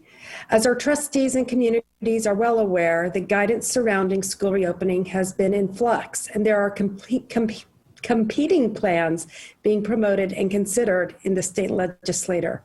In the next 2 slides, I will provide an overview and clarification on our plans moving forward for school reopening at the elementary and the middle and high school level. Actually, the next 3 slides. So we have said since the beginning of this pandemic that we would follow the health and safety guidance from our county public health department, along with guidance from our state. And this guidance rests upon the science that the medical profession has deemed credible. As noted in the Safe Schools for All plan and consistent with guidance in version 24, which was in place yesterday before version 25 came along, there is lower transmission of COVID in the elementary schools with less severity of illness in other students. In the secondary schools, the mixing of students with multiple periods per day likely accounts for higher transmission rates in secondary. As mentioned on slide 9, creating stable groups that do not mix substantially mitigates the risk of spreading the virus. So let's go to the next slide, please, and talk about the elementary process of school reopening. We continue to plan for the reopening of all elementary schools as well as our Harvest Park preschool. Our elementary and preschool teams have been preparing site-specific plans for students to return following the guidance from our public health department and in the manner unanimously approved by our Board of Trustees on December 15th, 2020. Elementary schools are ready to reopen if the downward trend with COVID continues. Our elementary plan was already closely aligned with the Safe Schools for All plan, and our sites are nearly ready to go. They are excited to welcome students back. Per state and county guidelines and board direction, our preschool and second grade students, including students with IEPs, foster and homeless students, are the first to be invited back for in-person instruction, followed within a week for all students in grades 3 through 5 who want to come back in-person instruction. I want to make it very clear to our families that we fully intend to bring our elementary students back on campus as soon as possible. I also want to reiterate to our community that at-home learners will continue to access instruction remotely via Zoom. Next slide, please. So currently, secondary schools may not reopen while Alameda County is in the purple tier. Current state and county guidelines prohibit the reopening of middle and high schools until the county has been in the red tier for at least 5 days. Details, as mentioned earlier, regarding this guidance were publicly released just this morning. And as I've said before, we are in the purple tier presently. Even at such time that the county enters the red tier, current guidelines for group sizes, cohorting, and mixing of students make secondary class rotations difficult to accomplish without significant changes to course rosters and student schedules. Given this, we are focused on providing families with consistency and providing options that, based on what we know now, we can execute for the remainder of the year. Prioritizing focusing on strengthening remote learning in the morning and beginning to bring students back to school in small, stable, fixed groups for in-person activities in the afternoons. This allows us to build academic support structures, create interventions for students, and strengthen emotional and social supports. The plan, which was also previewed during our January 14th board meeting, minimizes further disruption to the school schedules at a time in the year that is already as impacted as you can see from the bullets in this slide. It also allows for sufficient flexibility so that students can participate in other stable cohorts, such as athletics, and we heard the good news tonight about athletics, clubs, etc., within the parameters of the health guidance. Youth sports and specific high school sports have been identified as ones that can resume. Establishing stability now at all levels will provide the staff the opportunity to focus energies on planning for a smooth and safe start of the 2021-2022 school year, with students in person in a model that continues to mitigate health and safety risks for everyone. And now I'll pass back to Dr. Haglund for slide 29. So I just want to wrap up by covering a few of the remaining issues. We may drop into the COVID safety plan for a few minutes so I can point out some of the key differences. But I want to make sure that people understand that the shifting guidance obviously makes planning and ongoing communication incredibly complex. As a public institution, we're subject to the Brown Act, and the Brown Act requires that all deliberation occur in public. And so it was important that these conversations about what we were going to do as school occur during regularly scheduled public board meetings, and not via email, not via town halls back and forth. But listening sessions are perfectly fine, but the deliberative process needed to be protected. And I understand that caused some frustration, but it does keep us in the space where we are asked to be in terms of the law around the Brown Act. The state of flux is challenging for the system, and I know it's challenging for our families as well as our staff. We don't yet know when the county will drop into the red tier, and that continues to be a trigger for our options, especially at the in our approved plan at the elementary level and in our discussed proposal at the secondary level. We also don't know how the governor's plan might change after legislative input. Will it look more like his plan? Will it look more like AB 10? Or will it look like something new that's created when they push those two processes together? We just don't know. So we continue to watch and to advocate. We also don't know if there will be sufficient state funding to cover the costs of testing. And Mr. Sheikh Salami did a good job, as did Mr. Dialazo, in describing the requirements of testing, and that those requirements are strictly tied to the incentive grant. Without the incentive grant or without state funding, we're required to provide routine testing for our staff and to provide information to families about how students can obtain testing. So the last thing is we're all unsure about the timing of staff vaccines. In some areas of the state, they've already been vaccinating teachers for a week now. But in Alameda County, we're not there yet. And we're not quite sure when we will be. Next slide, Patrick. No, go back. Before we go to that one, I'm going to ask, is Ahmad still driving? Can you pull up the COVID safety plan real quick? I know the board members have it in their packets, but I want to make sure that everybody else can see it as we talk through it. Okay, is it up? Get it as big as you can across the screen, and I'm gonna walk you through a couple of pages real fast if I can. So you'll note that this document looks very similar to the reopening plan that was submitted to the County of Alameda before. And I said earlier that staff worked very hard these past 2 weeks to try to pull the documents together and figure out what was missing when comparing the county document to what's required in the state plans. And so one of the big changes was the dates of reopening. That's that first paragraph at the top. And depending on how the board acts tonight, we will make adjustments to that to reflect whatever action the board takes tonight. It could look very similarly to our proposed, already approved elementary plan. And as an example, it might include one of the two options that was presented to you back in a couple of weeks ago. So we will modify that language to fit whatever your direction is tonight. We still have hopes to submit the plan on the same date, but it's not required. It was only February 1st was not required unless you were trying to apply for the incentive grants. But if we're done, there's no reason why we shouldn't go ahead and submit it.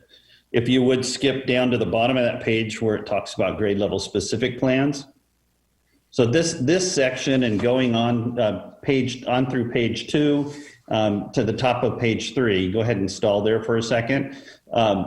This is a new section that was not in the county's plan. The county plan did not ask for your instructional model. The state plan does. But you'll note in this portion of this school safety plan that it doesn't talk about dates when we will do these things. It just talks about what we intend to do at those grade levels. Hopefully that makes sense. And we'll go ahead and skip down. We're going to go for a ride now all the way down to page 13.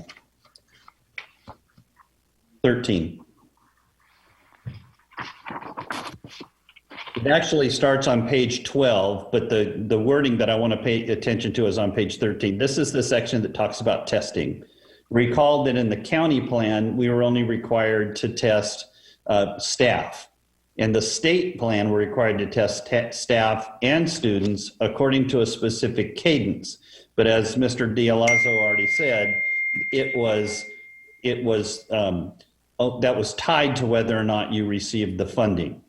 And so in our language, because we did not have confidence that the state funding would be available, on page 13, go down a little bit farther to the next page and stop. So that first full paragraph above the bottom of the screen there, you'll note that we put in what I'm calling trigger language that protects the district.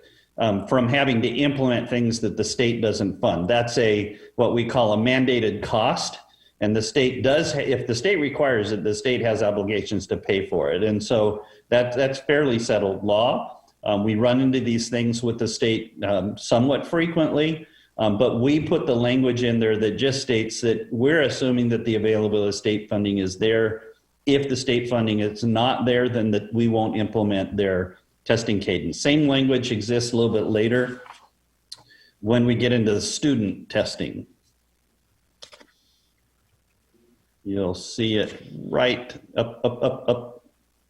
Go back, right, top of that paragraph right there. Assuming the availability of sufficient state funding to support the testing of the the district will implement the testing cadence. And so we're agreeing to do it as long as they agree to provide the funding.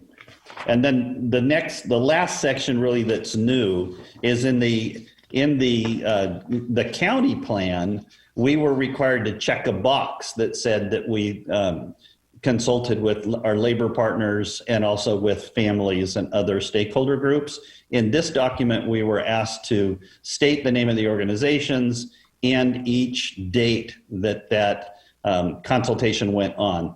And so you can see there's like 6 pages of dates where we met with either CSEA or APT or the PTA group, or we had a town hall, or we did a town hall with students. All of that is in there to show the extent of our attempts to collaborate with our stakeholders. So those are the only things that are different in this plan than the plan that you approved for us to submit relating to our opening that was planned for early January. So now we can step back to that other presentation. I just wanted to revisit those things. So what we've talked about and proposed is the recommendations for moving forward. Some of this is based on if we were going to pursue the grant, but we pulled out the dates because we knew that was starting to fall apart. And so what we have now as a recommendation is that we continue right now in the county, school reopening is on pause until we hit that 25 to 100,000 ratio.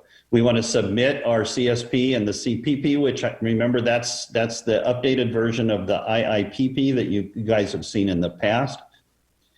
We need to determine interest to pursue the in-person instructional grant. That's what we wanted to do tonight. The reality is that's not really at play at the moment. So I don't even know that it's worthy of our consideration at this particular point in time, because that process has not yet been approved by the legislature. And then of course, we will continue to update the board at each meeting. With regards to our elementary schools and special student subgroups, we intend to bring back the pre-K 2 students after the county meets the state criteria. So that is the recommendation tonight, to go ahead and bring back those youngest students first. That's consistent with the plan that we approved earlier back in October, and that went forward to be implemented in January. And then bring back the students in grades 3-5 soon after. We talked about a week tonight. We also, in our very first plan in July, talked about wanting to make sure that our students in special day classes got back onto campus because they need to have those supports. And that's in alignment with the state's plan. So our recommendation is to follow the state's guidance there and to bring those students back, at least to offer that opportunity. We're not going to force any of the students to come back. SB 98 requires us to provide a remote option for families. And so there are families that want to pursue that, including students in special ed or foster students. They have the right to pursue the remote learning. They don't have to come back, but we should offer that opportunity to them. And again, another update on the 11th. And then with secondary schools, as we've talked about already several times tonight, we do not have the option to open secondary schools while the county is in the red tier. So it doesn't really matter what we like, what we want. We just don't get to even consider it. In the purple tier, Dr. Haglin. What did I say, red? Yeah.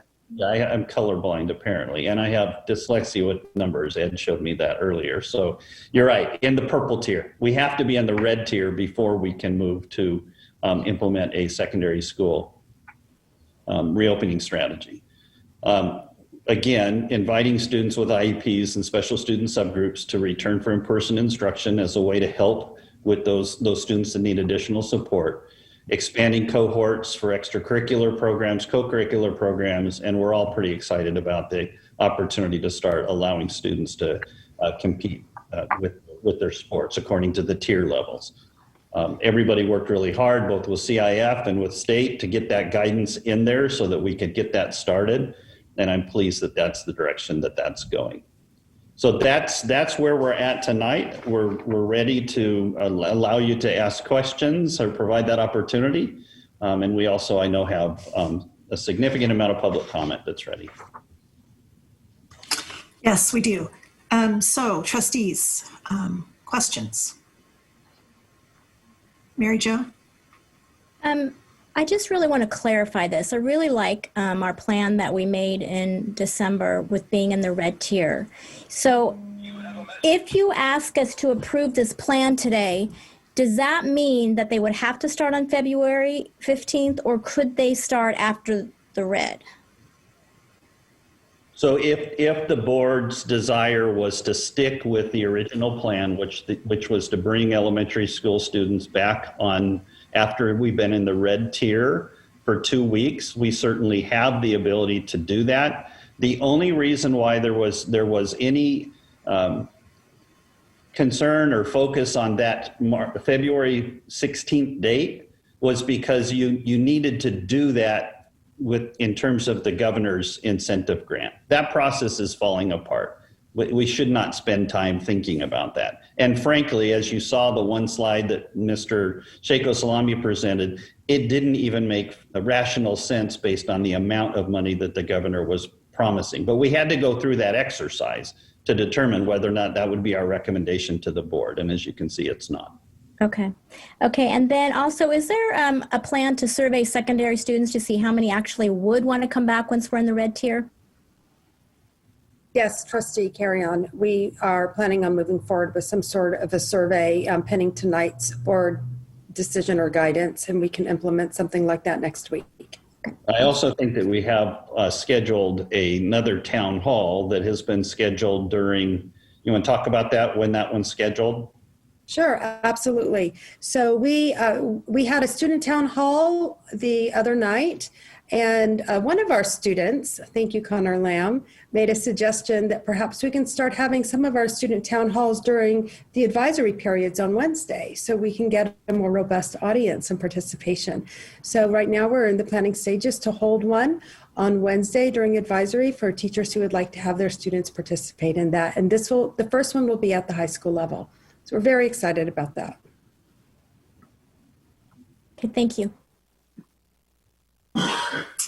Anyone else? Joan?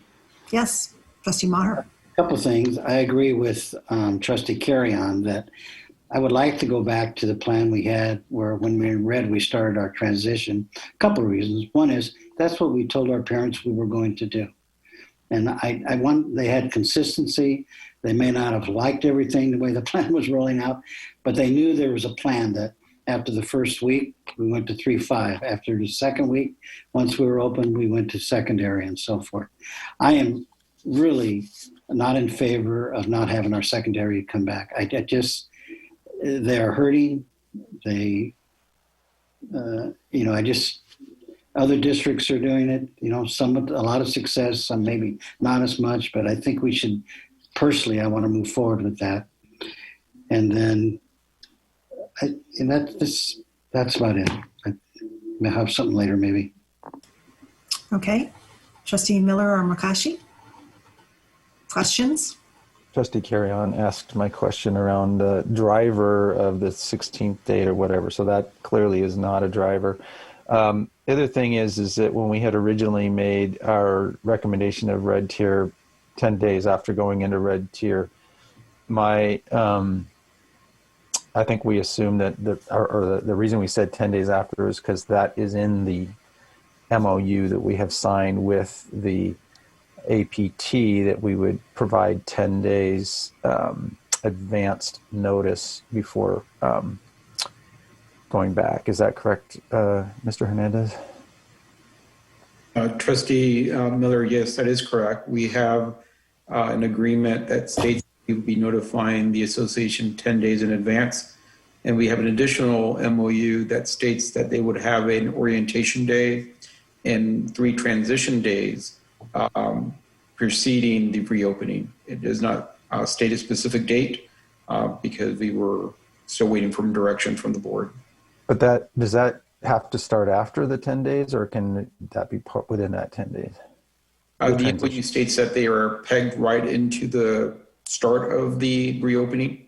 So it'd be the 4 days preceding the reopening. So Okay. we open on a Monday, it would be the Friday, Thursday, Wednesday, and Tuesday of the week before. But it's concurrent. It runs concurrently with the 10 days notice. Yeah. That's, I'm sorry, yes, it does run concurrent. No, that's what I understood. And then the so given the new and again, we made that decision in December because that was the rule at the time, and there is a new rule which states that if even in purple tier less than 25 test positivity rate, we could do that. So we could modify the recommendation to start 10 days after we fall below the 25 number in purple, correct? Anyone? I have to find my mute button. There. Okay, so the option is the board's. That's correct. But that is an option. Okay, all right. That's all the questions I have right now. Trustee McCushy? I just have one question. Just so option 1 and option 2 that were discussed 2 weeks ago are still in play potentially for secondary, if that is the direction that the board goes to support secondary reopening. Yes, Trustee McCoshy. Patrick, would you please go to slide 28 and display that? So our proposal presented at the last board meeting on January 28th about the afternoon models can be adjusted with slight modifications to support students with instruction, interventions, and with the addition of in-person on-campus activities, including athletics in the afternoons. And so for option 1, that was the afternoon PM in-person social, emotional, and academic support with advisory teachers following the 2-1-2 model. And that allows for students to be in only one stable group and have 2 other stable groups in place, such as clubs or athletics. And then the other option— Dr. Woodward, I'm sorry. Are we supposed to be seeing the option 1 and 2 on the screen? Because we're not. I believe so. So I think Mr. Sheikh Salami is working on that. You should be able to see it. Can you see it right now? Can't see it. No. That you're sharing something, but not what you're sharing. I'm sorry to interrupt. No problem. There we go. Thank you. Okay. So scenario 1 was the afternoon PM in-person support for social, emotional, and academic with advisory teachers on the 2-1-2 model. And then scenario 2 was the afternoon PM in-person teacher facilitated support period, also on the 2-1-2. The difference here is that with the advisory period, it's a fixed stable group and students stay with their advisory teacher. And it's one stable group per week. With scenario 2, yes. No, go ahead. So with scenario 2, that would be the students would change their teacher on a daily basis. And in the course of 3 to 4 weeks, 3 weeks at the high school, 4 weeks at the middle school, they would have the opportunity to be with each of the teachers in their periods. And that would mean that they would be in 2 stable groups per week. And those would change each week. So my follow-up question would be, is one scenario more cost-effective financially and or for staffing purposes, more manageable? Sure. So option 1 is the one that was slightly favored a little bit more by principals and teachers when comparing the 2 options together, because it is, if a teacher, for example, was working from remote, it would be a simpler process to be able to accommodate for that because everybody has an advisory period. In option 2, the benefit to that is it provides connections with each of the students' teachers. and it can reinforce instructional content from each of the students' classes. So in terms of financial impact, I really don't see much of a difference with that either way. And it is also possible that you start with the first model and you can transition to the next model pending guidance. So there's a lot of options there. How much time, Dr. Woodward, are you talking about? So at the last board meeting, we talked about an hour. We think that we can probably shave off a few minutes from each of the blocks in the morning. And I'm talking a moderate amount, maybe 5 minutes. And that could get us to 90 minutes in the afternoon. Okay. I'll save other comments for later because I know we have a lot of public comments awaiting their turn. Thank you. We do. Thank you. I had just a couple of questions. Dr. Haglund, on the slide where you were talking about the possibilities of improving the services at the secondary level, one of the options was to expand the small cohort supervision. Who do you anticipate providing those services? So I'm actually going to let Mr. Hernandez talk to the issue because he's been recruiting folks for that purpose. Thank you, Dr. Haglund, Trustee Larson.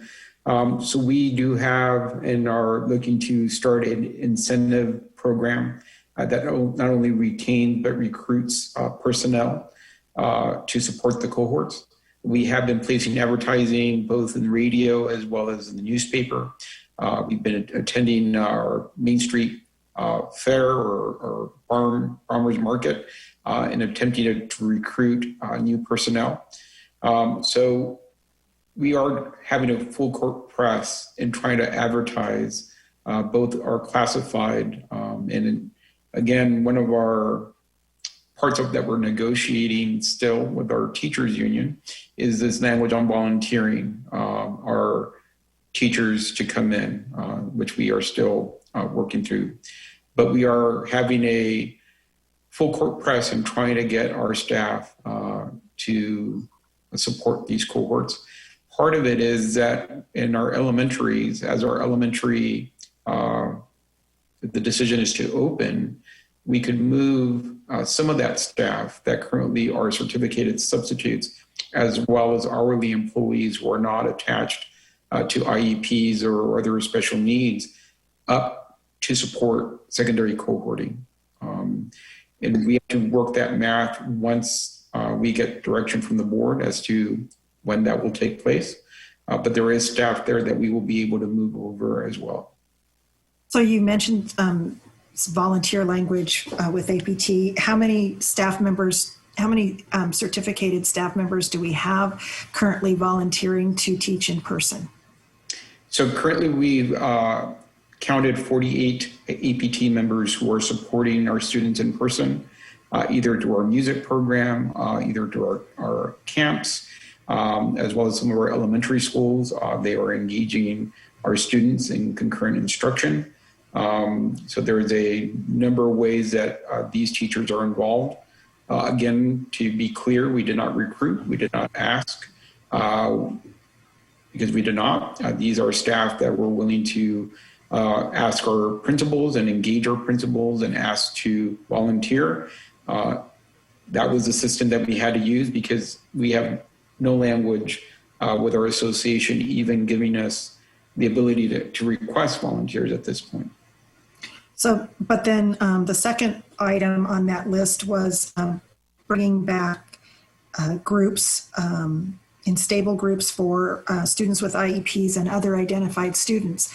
But that doesn't talk about supervision, that's talking about in-person instruction. So how would that be determined and who would be staffing those?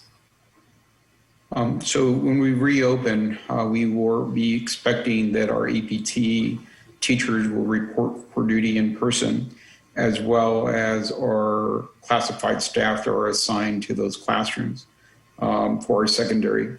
So that would be preschool, 12th grade. So those won't be cohorts, those will be small groups. Mr. Dialazzo, I forget the terminology, stable groups, I believe is the term. versus a cohort. A cohort falls under different guidance than a reopening. If the decision is to open preschool 12th grade special needs, then we will be asking staff to regularly report in person. And then those cohorts will then be engaged in general ed for general ed students who are also struggling and have needs as well. So that would be, depending on the direction of the board, we would have to adjust that staffing either into the special needs cohorts, if that's the direction. If the direction is to open special needs, we'll move that staff to support general ed cohorts. Yeah, I'm similarly like Trustee Maher. I really want to see secondary opened up in some form or another. And in particular, I think it's really important for our students with disabilities to receive in-person services. So with that, if there's no more specific questions, we'll do comments and other discussion, deliberation amongst ourselves after public comment. Joan, I was going to just piggyback on your question. Julio, if we have our RS students come back, and so they have RS help one period a day, let's say it's a lab, then are you expecting the math teachers to come in, maybe the English teachers that are co-lab class, to also come in and help? So I believe we could manage that if we have enough personnel to create a stable group that is supported by classified staff as they're currently doing right now in our cohorts. And those teachers will still be able to work remotely and provide those services to our students, where our students will be able to receive a level of instruction in person. We will have to design that, Trustee Maher, depending on how many students actually report to in-person instruction.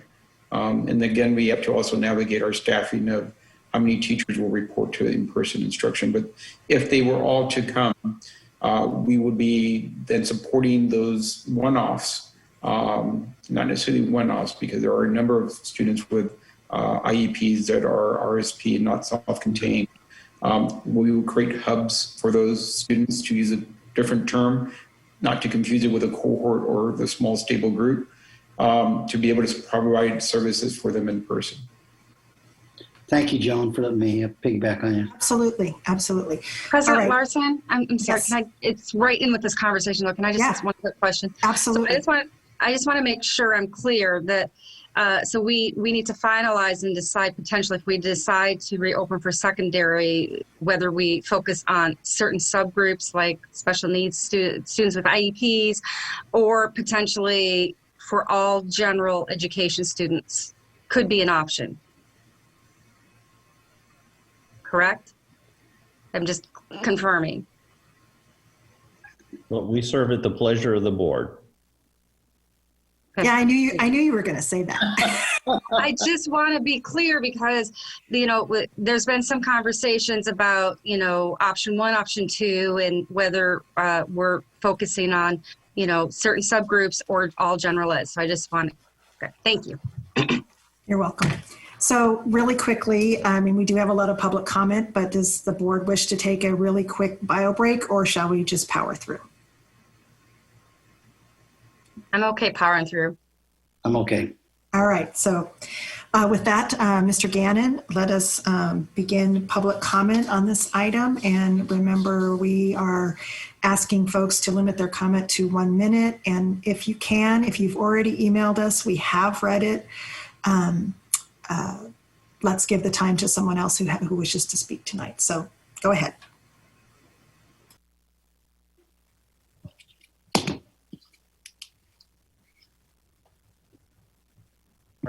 Then Nate Soliver, followed by Laura Hall.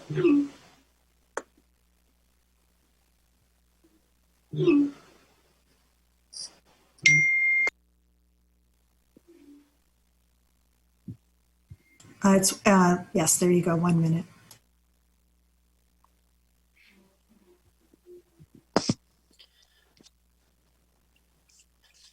Good evening, President Larson, Board of Trustees, Superintendent Haglund, Executive Cabinet, and Pleasanton Community. For those of you who don't know me, my name is Derek Dressler, and I'm a former student board member here with PUSD. Board of Trustees, the motion before you tonight must not pass. It is said that education is the best weapon to counteract ignorance, something I was taught by one of the many erudite and caring teachers in this district. Moreover, it is this education and lack of ignorance that compels me to speak now. Any proposal that fails to recognize the worth, the dignity, and the value of in-person instruction at every level must not pass. Now is certainly not the time to marginalize one group of students because the task at hand is seemingly too difficult, too complex, or too expensive. Now is the time to do what is hard and to do what is right, to ensure the equal opportunity of quality education for every student, no matter the cost or burden. Tonight, I implore each of you to reject the staff proposal in the name of our future, because as I and as many others have said in times before, an investment in our education is an investment in our future. Thank you.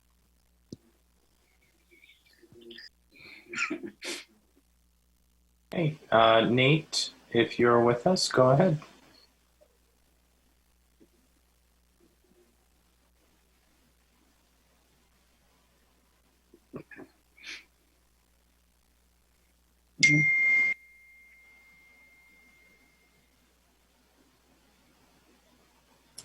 All right, if you could move on to the next speaker and we'll come back to Nate if he comes in, please.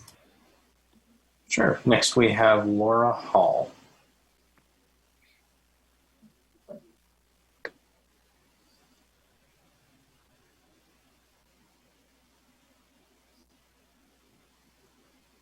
Can you hear me? Yes, go ahead. Good evening, everyone. I spoke 3 months ago, almost to the date, about reopening our schools, and can you believe it still hasn't happened? When our county was allowed to open schools back in October, who would have thought our district and board would still be talking about this 3 months later? As we regrettably learned then, if we wait too long to open, we may miss the opportunity. Our very own Trustee Miller said at the special board meeting on October 16th, "We can't just keep kicking the ball down the road. You have to shoot for something, and then you work to make it happen, not wait for some imaginary bar to be reached. Please don't wait until it's too late to allow our schools to open. Please don't wait for some imaginary bar to be reached. We can open now with our elementary kids once we get to less than 25 per 100,000 cases. I encourage the board to vote on this plan that gets our kids back in school sooner rather than later. Thank you."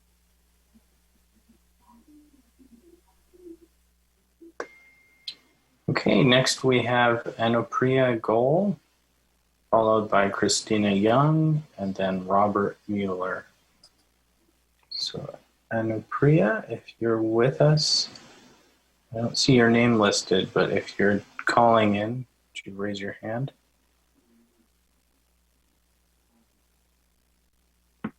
Okay, we'll move on to Christina Young for now. Christina, go ahead. Can you hear me? Yes. I already emailed in, and so I'm just going to make it quick and short. I am very concerned that we are putting our secondary students on hold yet again, and it is unconscionable. I have a 17-year-old who absolutely needs to be in the classroom. Distance learning has not been good for him in any way, shape, or form, and I am requesting that the board absolutely reject the proposal to keep our secondary students out through the rest of this school year. That's it. Thank you.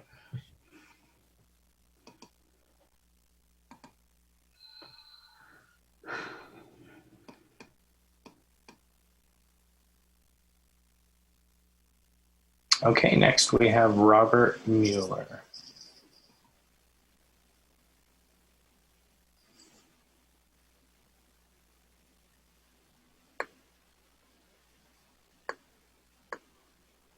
Is that your real name?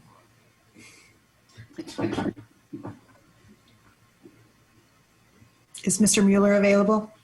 He is. He just took himself off mute. Thank you. Hi, my name is Robert Mueller, and I'm a former Donlin Cub, Pleasanton Middle School Panther, Foothill alumni, and now an FHS teacher of over 10 years. As a teacher, I've been asked to follow the district guidelines and policies to the fullest of my abilities, which I've always strived to do. I would like to reiterate tonight one such policy to the board for consideration. The district has routinely reiterated the importance of keeping continuity in the classroom between students and their teachers because that's what's best for kids. With that said, it doesn't take a seasoned educator to understand the fact that kids develop a relationship with their teachers, and it's often that relationship that allows us to help kids learn and grow. The district is now considering reopening despite the fact that so many teachers have voiced their concerns and stated they will leave or look for other work. With the amount of educators unwilling to return following a yes vote, the district will also be voting for a lack of continuity with its students and teachers. I chose to speak tonight because I want to know how the district will uphold its own policy and standards for student-teacher continuity if you vote yes on reopening tonight and many teachers decide not to return to in-person learning. In addition, it's disappointing that we were only given a minute to speak on such an important topic. Thank you so much for your time this evening. I appreciate you listening and addressing my concerns.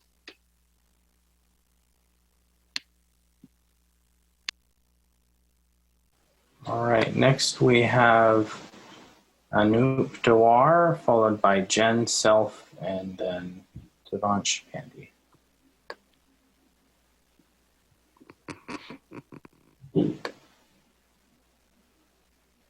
Hello, can you hear me? Yes, go ahead. Great. Hi, my name is Anoop Dower, and Pleasanton is our home since 2006. We have 2 boys in PUSD. We love Pleasanton. It is our home. It is all our home. Thank you for everyone here, for everything you're doing to keep us safe and healthy and our children educated. The virus is not in our control. I watched us make plans and remake plans, hoping that somehow science will relent, but it hasn't and it won't. Our goal is the well-being and success of our students. If they're healthy and loved, success will eventually arrive. A lost year can be made up, a lost life cannot. So I urge you to continue to provide robust education without asking students to come to school this year. It doesn't make sense financially. The math is clear. We will create anxiety and we will lose money. Mitigation strategies reduce the probability, but not nearly enough. Let's not take a high risk for an unquantifiable improvement in education. We have been patient. Vaccines are rolling in. It's just a matter of time. Let's stay put. Thank you. All right, next we have Jen Self, followed by Devansh Pandy.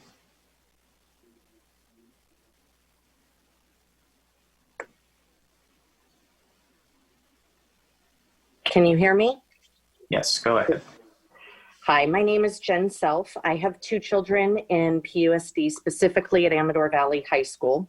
I'm a registered nurse. I work at Stanford Valley Care for the past 23 years, with the last 18 being in the emergency department. It has been nearly a year since we closed our schools and transitioned to online learning. Factual results are proving that remote learning is a failure, as evidenced by both the feedback from the town hall and the failing grades that our high school students are receiving. We need a plan to return our children to the classroom and give them the education that they deserve. Children and teachers are safely returning to school across the country, including the state of California. There's several pieces of data that I wanted to share with you from both the CDC, Journal of Medicine, but apparently I don't have the time. I want to say in my closing that I feel that we need to vote against rejecting the proposal to keep secondary school out of school. These kids are suffering and they need to be back in school.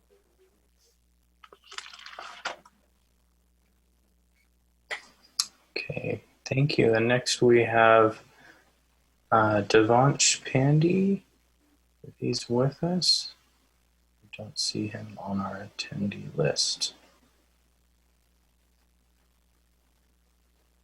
So we'll move on to Jackson Crucy.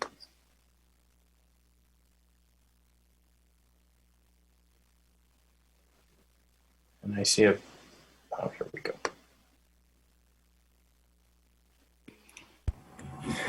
Hi, my name is Jackson Cruzy. I've been out of school since March last year. Schools across the globe are opening, yet we are stuck in our bubble, staring at a screen. We are not progressing either. We are making excuses on why we cannot go back. If we don't go back this year, what about the next? There's a cause and effect to this whole thing. What about high schoolers that are about to go to college? Are they going to be ready? No kid has any thrive for school anymore. I used to love school. Now the straight up thought of it is terrifying. You see, my schedule includes waking up, not having the thrive to even get dressed, but I go straight to my desk, plop in my chair to Zoom through the entire day. I am lucky to learn anything that day at school. I get out of school at 12:45 and finish my work in under 30 to 45 minutes, most of the time. Not to mention, I only get math twice a week. That is crazy. And for us kids to evolve into successful people, we need to go back to school. I'm not begging, I am not pleading, I am telling PUST to do what they can for us. The only reason half of the families in Pleasanton even live here is for the supposedly good schools in person. In conclusion, we have to endure the worst of the worst surfing every day to go back to school. I bet everyone's a little depressed. I wake up every day trying to find something to look forward to, and during these times of no school in person, it is really hard. Okay, next we have Ashley Kennitzer. If you're listed as AK, please raise your hand so I know it's you.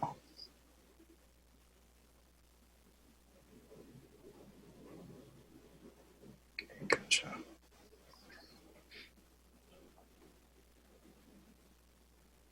right, Ashley, go ahead. Okay. I grew up in Pleasanton and graduated from Amador. I went out of state for college and came back because of the great schools in Pleasanton. I currently have 3 students enrolled in PUSD. PUSD absolutely needs to collect data from students and teachers about who wants to come back on campus. If there are students and teachers that want to remain online, that's fine, but please give my children the option to return to campus. Please do your research. We don't need to reinvent the wheel here. Find out what other districts are doing, and let's implement it here in Pleasanton. Just yesterday, there was a letter posted in a Piedmont newspaper where 40 physicians urged their school district to reopen.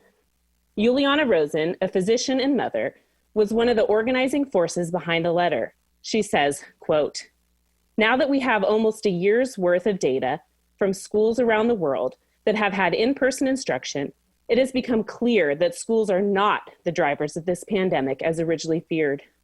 With proper safety measures in place, we now know that schools can be conducted safely in person, and we can no longer delay getting our kids back into the classroom."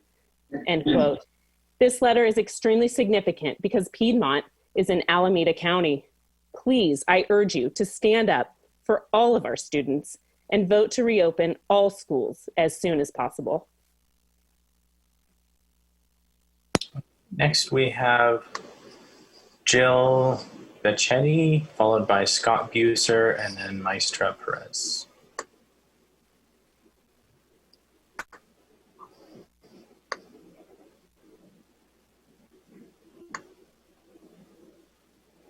Okay.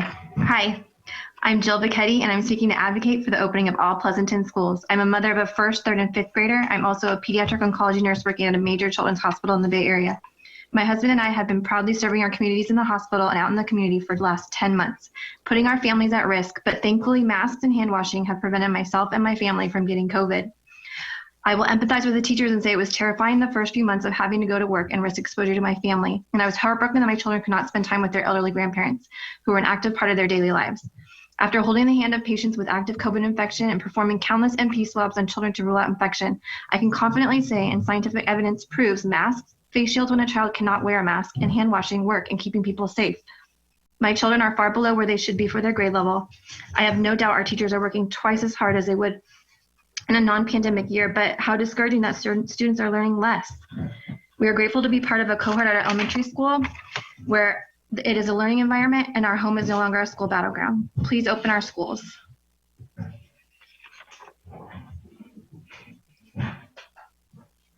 Next we have Scott Buser, followed by Maestra Perez, and then Don Lederer.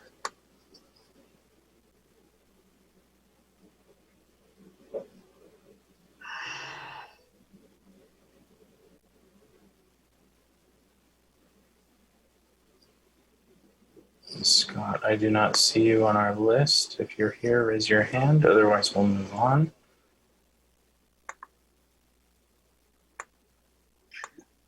All right, next we'll have Maestra Perez.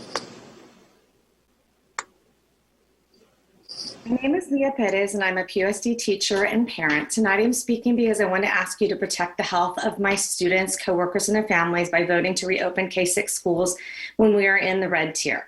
Currently, California is experiencing a decrease in case rates, but there are 2 new highly contagious variants of COVID spreading throughout the state. The CDC has already predicted that because of this, new infections will speed up, and it's now becoming a race between vaccinating people and the spread of these new variants. If the variants spread faster than the vaccine can, we will see cases peak again as soon as March. We are not out of the woods yet. I again ask that you vote to reopen when we're in the red tier. That will allow time for teachers to be vaccinated and to see what the impact of the new variants will be in the next month.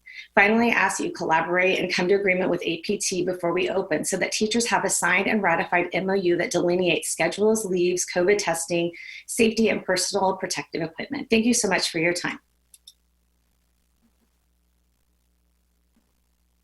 Next, we'll have Dawn Lederer.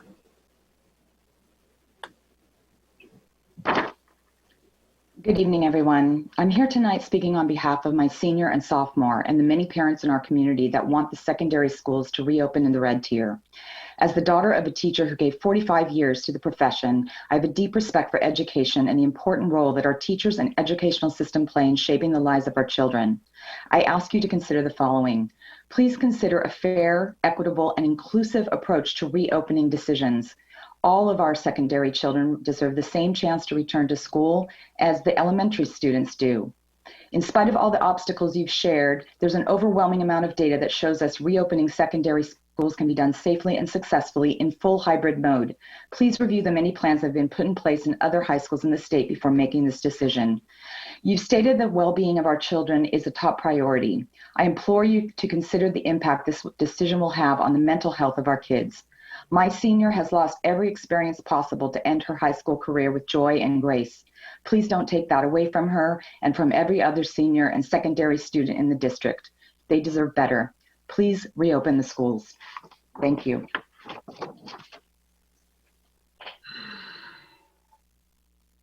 Okay, next we have Summer Brown, followed by Marcella Stearns, and then Nolan Wheeler.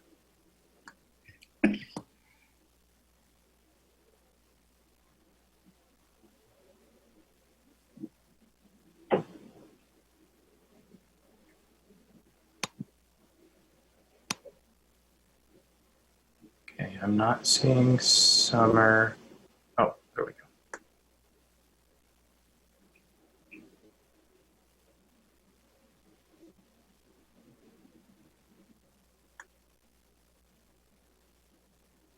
Okay, Summer, go ahead. Hello, my name is Summer Brown. I'm a 6th grader at PMS. This was going to be my first year as a middle schooler, but then everything changed. We were told we would not be going to school, but would have to do online school. Some of the struggles for me in online school is it's hard to make friends. When you are on Zoom, you are always muted. Where is the social interaction in that? Kids are getting lonely because they can't talk to each other on Zoom. But what is super hard is focusing for me. Also, when I'm doing remote learning, after 2 hours of school, I will get major headaches. My headaches will make me angry and annoyed because they hurt so much. Then I will be in a bad mood all the time, not wanting to do my homework. Will you please open all the schools? We all need to go back to school for the sake of our mental health and our education. I have really great teachers and I want to meet them in person and also my classmates. Thank you. This is Summer Brown.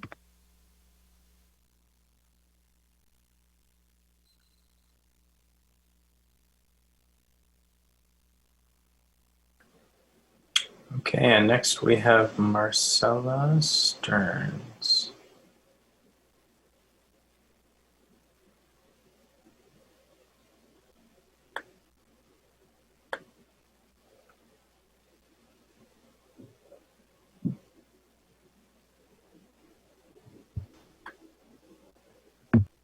Marcella, are you with us?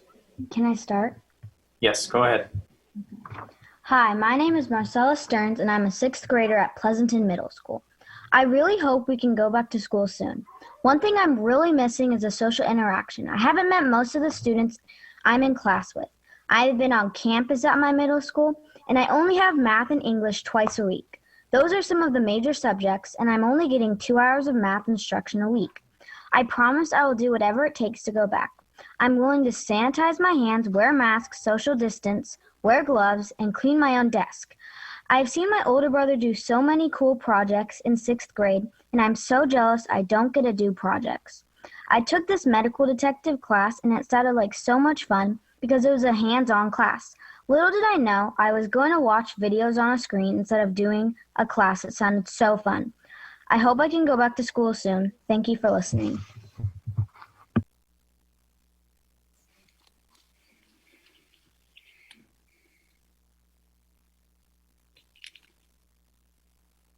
Okay, next we have Nolan Wheeler.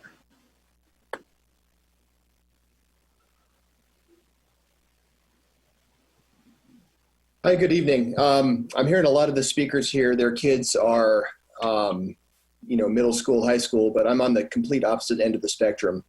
My youngest son is just starting out in kindergarten at Alisal, and distance learning for kids that young just is a complete disaster. It just does not work. It requires a lot of hands-on time. It needs someone sitting there watching them do all the smallest little details as they're learning to write, make their letters correctly, make sure that they're doing the letter sounds.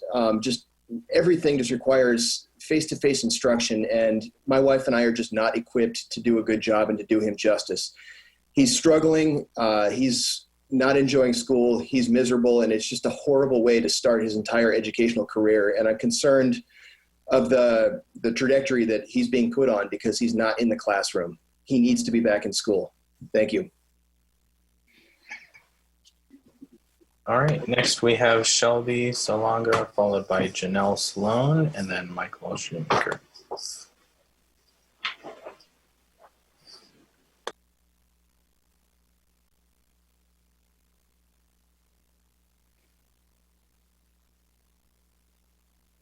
Hello, I'm a parent of 2 PUSD students and have been a lifelong resident of Pleasanton as well, attending Valley View, Harvest Park, and Amador.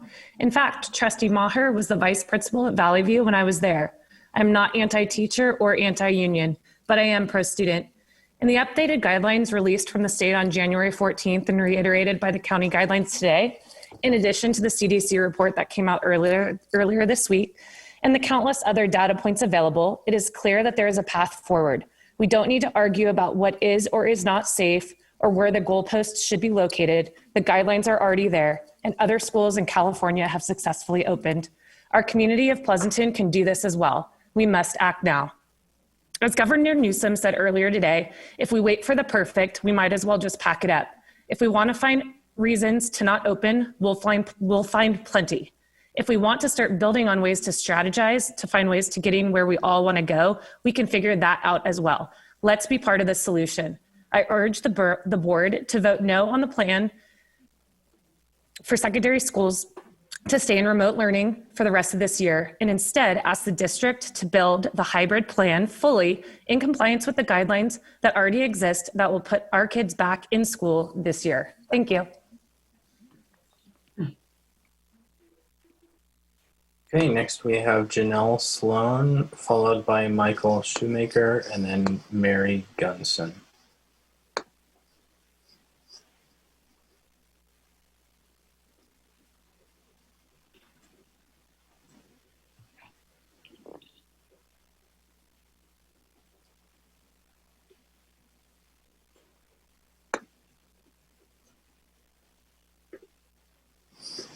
Can you hear me?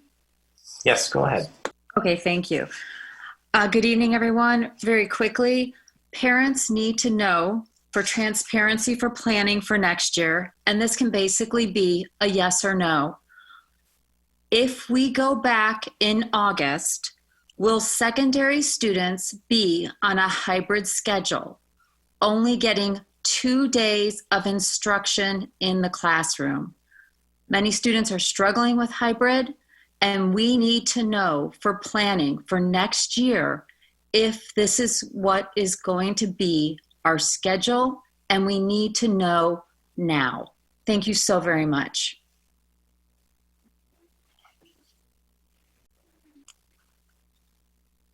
All right, next we have Michael Shoemaker, followed by Mary Gunson. And then we'll circle back to some folks that we maybe missed along the way. So Michael, go ahead.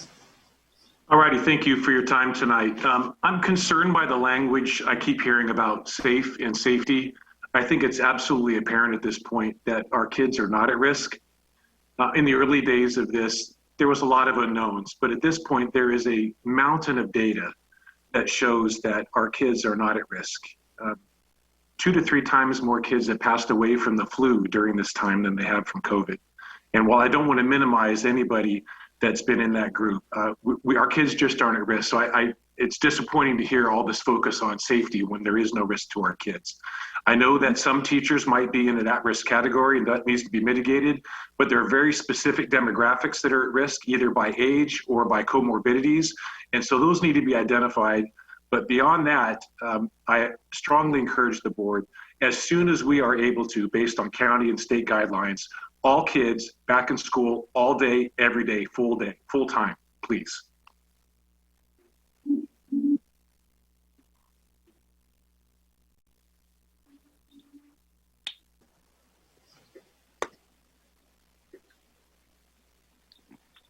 All right, and just going back down the list on folks that we may have missed. Nate Sullivan. It was Mary Gunson not up next?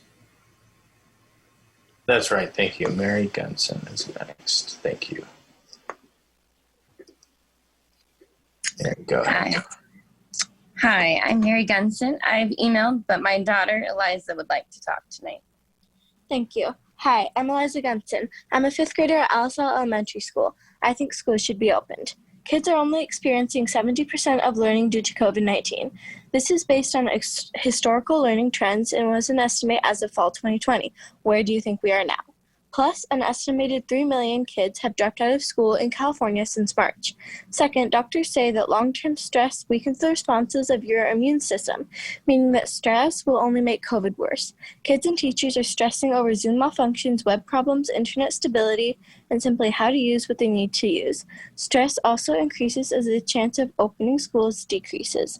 Third, it has also been proven likely that children do not pass COVID easily, and many schools have been opened, with few negative results whatsoever. Schools are essential. Other states, counties, and countries have made school an essential activity, whereas California, Alameda County, and PUSD have failed to do so. Thank you for your time.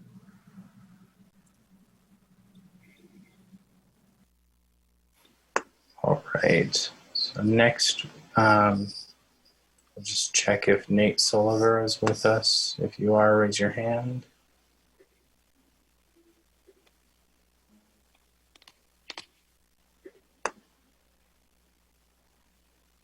Hi, can you hear me? Yes, go ahead.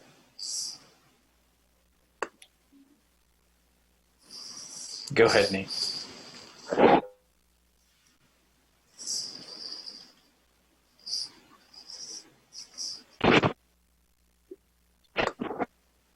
Nate, go ahead.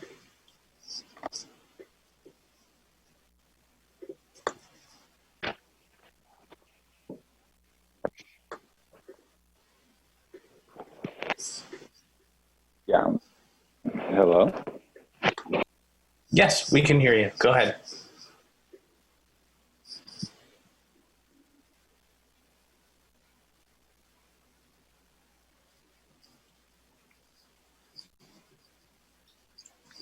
Okay, it looks like Nate may have been having some connectivity issues. Do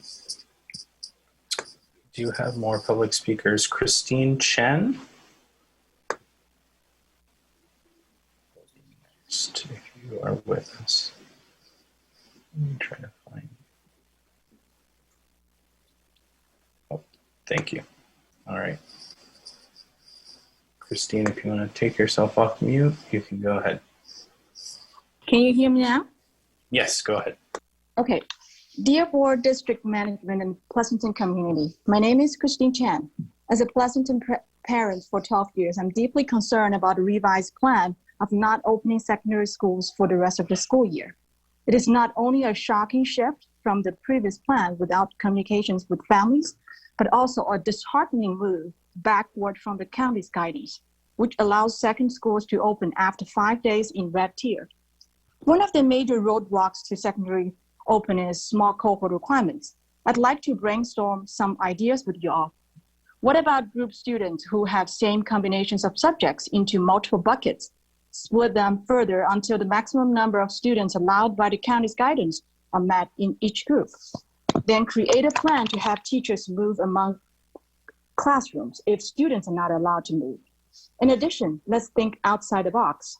There must be some ways to use our campus outside the classrooms to address the constraints on indoor space, such as gyms, libraries, lunch areas. As a closing note, I want to say, we're all in this together. The district is not doing this alone. Please communicate with families in a regular and transparent way. We are here listening and ready to help. Please open both first and secondary schools as soon as we can. Thank you. Thank you. And next we'll have Aaron Hobner, followed by Jennifer Ox, and then Heather Brillhart.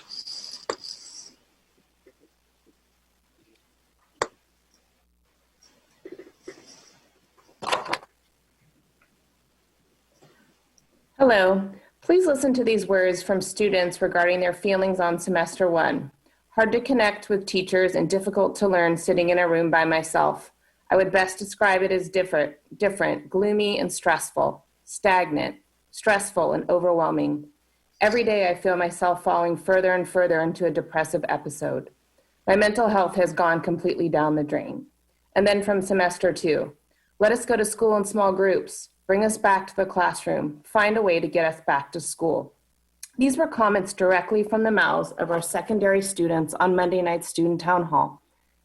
They were also told the survey would be open another day and that all comments would be read and taken into consideration. That same night, the district posted the agenda for tonight's meeting, stated they are recommending that secondary not be open for in-person this year. As a community, if we're truly worried about our students' mental health, how do you think telling them that we've given up on school opening this year will impact them? Lastly, our secondary students deserve and are legally entitled to an equal opportunity to in-person education as their peers in other districts and K-5 counterparts are receiving. Board members, please speak on their behalf and ask district leadership to keep the door open for our secondary students to return to school. Our kids should always come first. Thank you.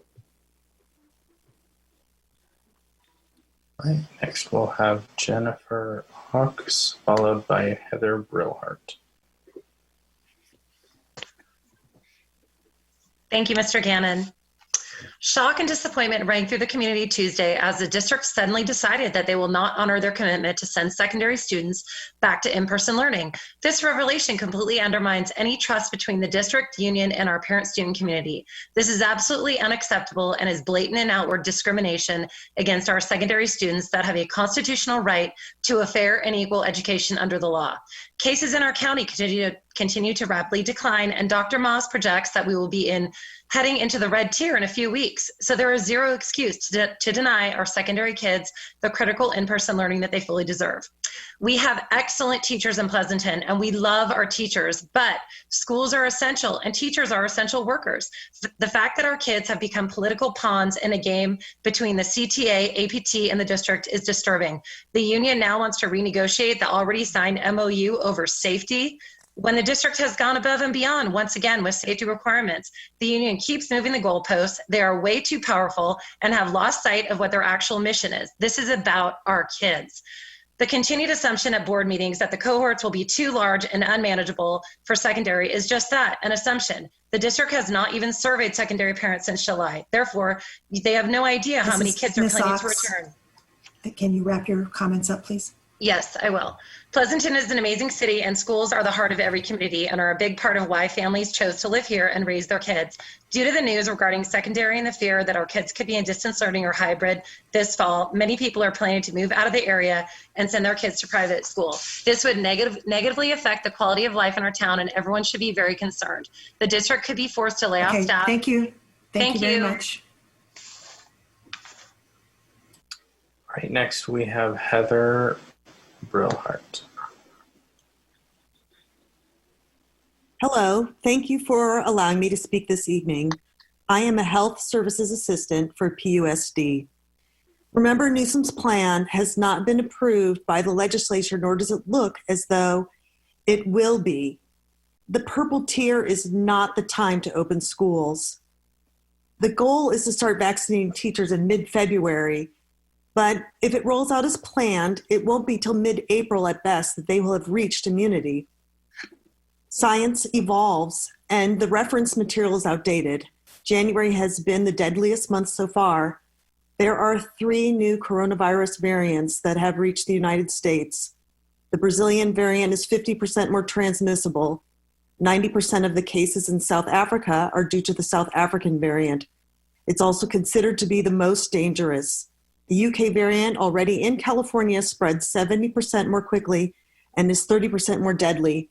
On Monday, all schools in the UK were closed. Please reconsider this proposal. It's not supported by current science, nor approved yet by legislature. We are too close to the end of this pandemic to make poor choices now.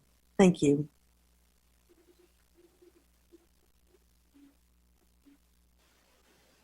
Okay, next we have Kate Duggan, followed by Naraya Hockaday, and then Brooke Crucy.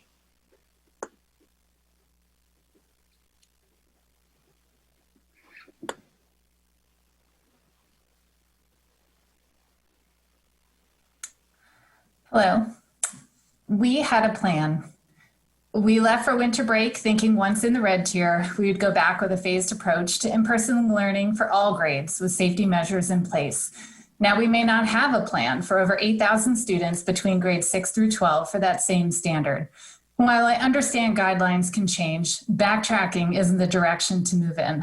I will continue to speak out with my concern here, since parents and guardians do not have a seat at the negotiating table. I see kids that used to be happy. They used to be good students and enjoy school. Now they're failing grades, apathy, and depression. We're putting our kids into counseling. We're worried. I told my son that I couldn't tuck him in tonight because I wanted to join this call. And he said, good, tell them I want to go back to school. Thanks for doing this, Mom. What I'm hearing is that our older kids may have to stay out of school for a year because some teachers, like all of us in the community, have experienced COVID. Can we be realistic that there's no such thing anymore as a zero COVID world? Our new COVID world should not mean zero education. Please do not approve the proposal as it stands tonight. Thank you.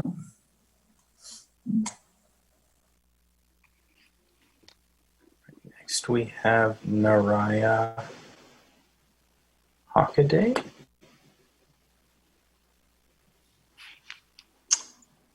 Can you hear me? Yes, go ahead. Great. I'm an extremely concerned parent, and I'm alarmed with the lack of prioritization to open secondary schools following the approved vote from last board meeting. We cannot afford to fail our older children any longer. There's a tremendous amount of data that proves children are not main drivers of transmission, and there are thousands of examples of schools across the nation and private schools in our very own backyard that have shown reopening secondary schools can be done safely and successfully. In addition to that, we have some of our top UCSF COVID response doctors and lawmakers stating that we need to get our schools reopened due to alarming increases in the decline of mental health. It's not just showing up as depression, anxiety, but eating disorders, morale, motivation, isolation, and constant seemingly endless strings of disappointments. Not reopening elementary school would be yet another broken promise and devastating to our kids. Please vote yes to open schools.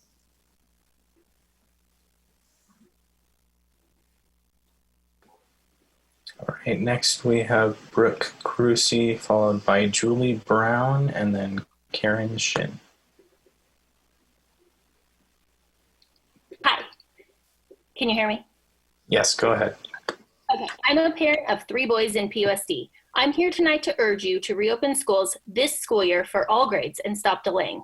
Please don't just throw away 4 months. Our COVID numbers are declining, and every child I know is used to wearing masks and social distancing. Remote learning in no way replaces learning in the classroom with a teacher and their peers. They are falling further and further behind kids in other states who go to schools that are open. The CDC and Dr. Fauci recommend schools be open during COVID. It can be done safely. It's science. Meanwhile, grades are plummeting, suicides are rising, all because they can't physically go to school. It is heartbreaking to watch my 2nd grader cry every day.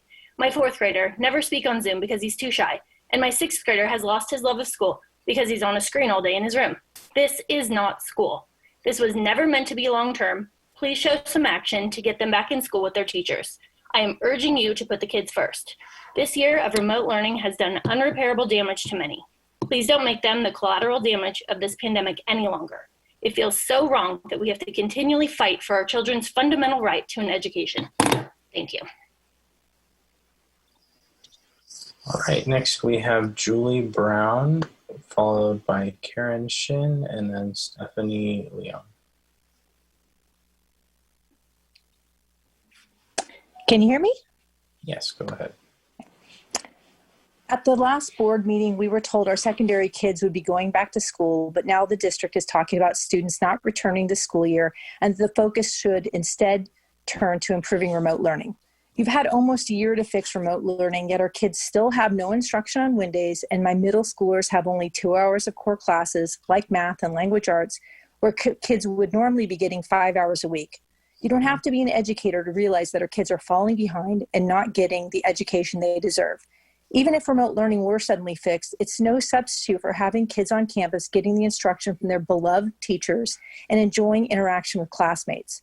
For this reason, I implore you, open our secondary schools as soon as we've had 5 days in the red tier. One last thing that I would regret if I did not raise. You may have noticed from local Facebook groups and today's rally that parents' feelings of frustration and hopelessness are intensifying.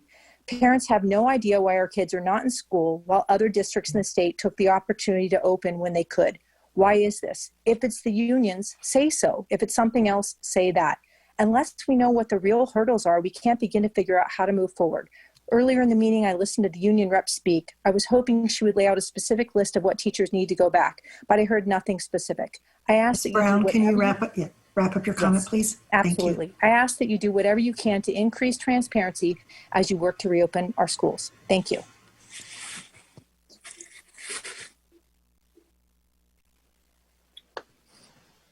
Okay, next we have Karen Shin. I don't see Karen on our attendee list, so if you're phoning in or by another name, just raise your hand and we'll allow you to speak.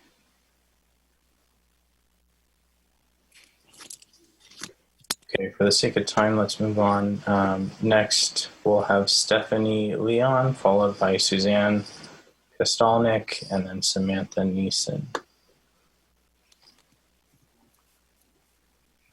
Stephanie. I do not see a Stephanie Leon. If you're okay, here we go.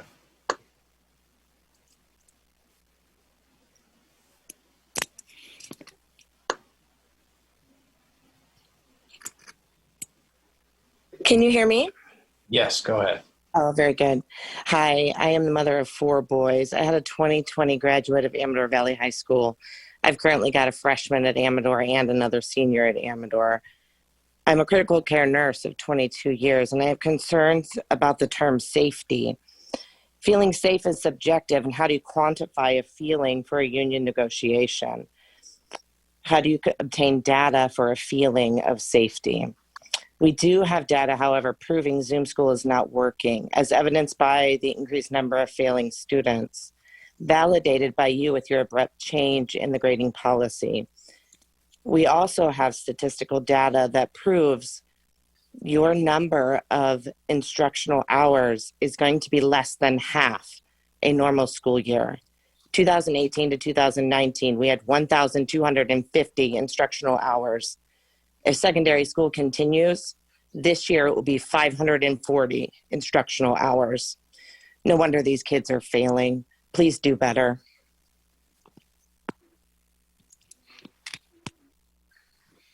Okay, next we'll have Suzanne Kostelnik, followed by Samantha Neeson and Andy Sue. Hi, this is Suzanne Kostelnik. I'm speaking tonight because I'm gravely concerned about the recent shift in focus from reopening efforts to improving distance learning at the secondary level. While my students are handling distance learning better than expected, it's no replacement for the joy that goes along with experiencing in-person learning on campus.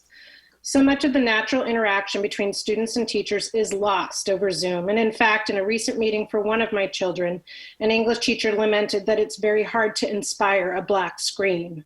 In short, most teens are checked out. Please understand that I'm in no way criticizing the teachers who are tirelessly reinventing their curriculum, adjusting their teaching style to remote learning, and remaining upbeat and positive every day. Truly, their efforts are wonderful on behalf of our students. Hear me loud and clear. I appreciate our teachers and will always be their champion. But no amount of reaching out with new and innovative ways to remote learn can replace the quality of a good old-fashioned brick and mortar education. Our kids need to see their teachers in person. They need to see one another in person. Thank you. Okay, next we'll have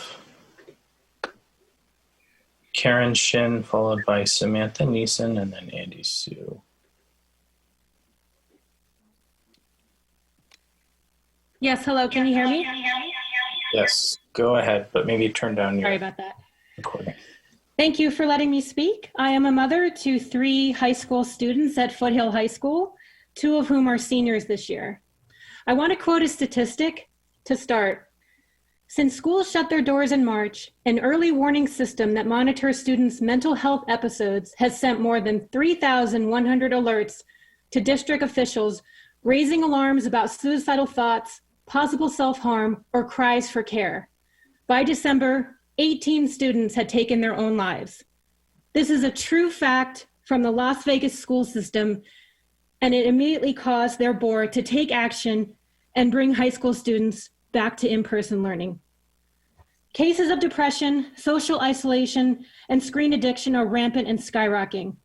Day after day, I hear about students zoning out, staring into space, totally disengaged. You should know cheating is rampant. This is not a high quality education, not even close. Thank you.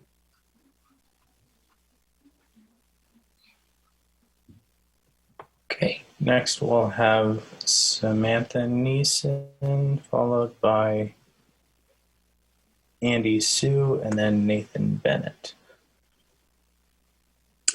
Hi, my name is Samantha, and I'm a parent to a 2nd grader and a kinder kid.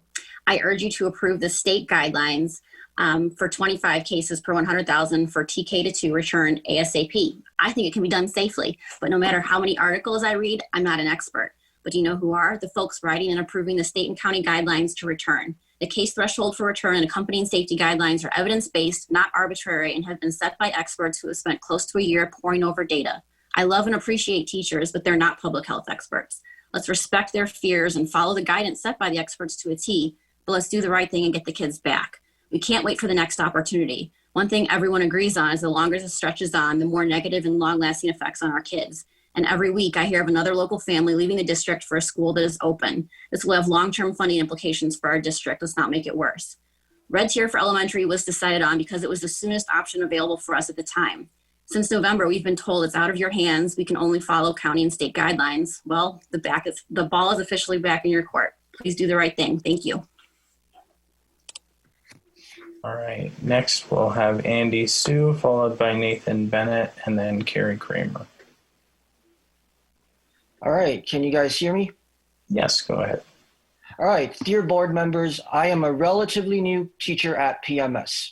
I want to let you all know that I, like many teachers, want to see the students in person, but only when it is safe. I hope that you make your decisions tonight based on safety rather than finances. Staff cannot return to school safely without being vaccinated.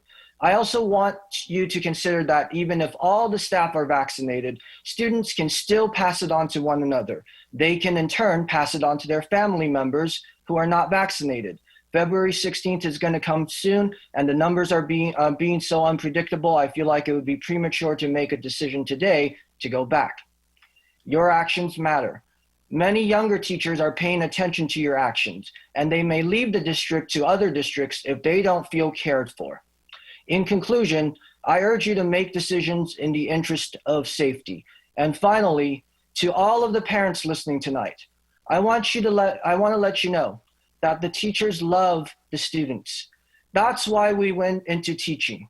However, we cannot teach them if we're dead. Thank you.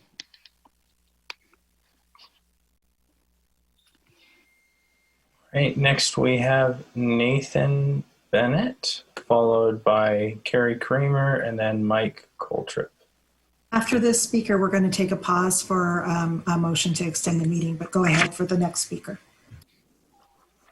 Nathan, trustees, are you able to hear me? Yes, go ahead. Thank you, trustees. My name is Nathan Bennett. I'm a coach and a father of a 6th and a 9th grader who have never seen their schools. We are beginning to win the battle. Case counts are falling, vaccines are ramping up, and the red tier is a real possibility. We all watched this board adopt a reopening plan for both elementary and secondary in that red tier. Suddenly and unexpectedly, the district has reversed course and recommended that secondary stay remote for the entire school year. This is unacceptable. Our Pleasanton schools have an achievement culture. We're proud of all our kids and teachers have accomplished, but that culture is being tested right now. Achievers don't back down because something is difficult, and achievers don't take the easy way out by sticking with the status quo. Achievers attack challenges and overcome them. You can safely bring students back to campus. The CDC has said as much when their researchers stated there is little evidence that schools have increased community transmission. Secondary students are happy to comply with mask mandates. Plenty of kids are going to choose to stay home, so you're going to have distance. And if we can't figure out how to wipe down a classroom without a committee, our achievement culture is dead. Guys, as the New York Times bestseller book suggests, everything is figure-outable. Figure it out. Thank you.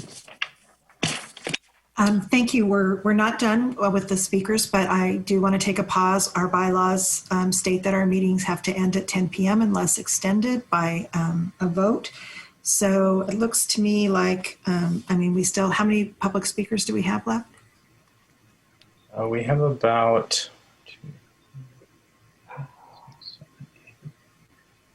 9. We have 9. So, and then we have about 45 minutes of remaining items. And of course, we have our discussion on this. Yeah. So what about 11:30? No later than 11:30. Is that enough time, President Larson? Make the motion that you'd like to see. I just want to make appropriate time and not be rushed. So would it be okay to move it to midnight? I just want to be safer. Make your motion, Trustee Makashi. I'd like to make a motion to extend the meeting until no later than midnight. A second. All right. Trustee Miller. Aye. Trustee Maher. Aye. Trustee Carrion. Aye. Trustee Makashi. Aye. And aye. All right. Thank you. Please continue. All right, next up we have Carrie Kramer, followed by Mike Coltrip, and then Adam Knapp.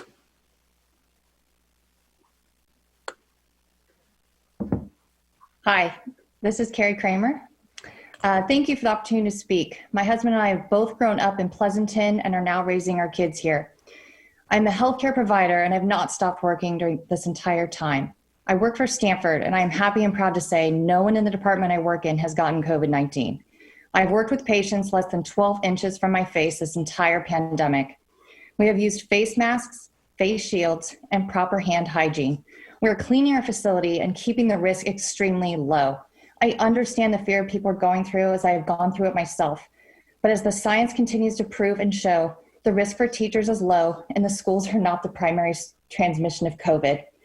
With appropriate and reasonable safety measures, in place, kids can and should return to school.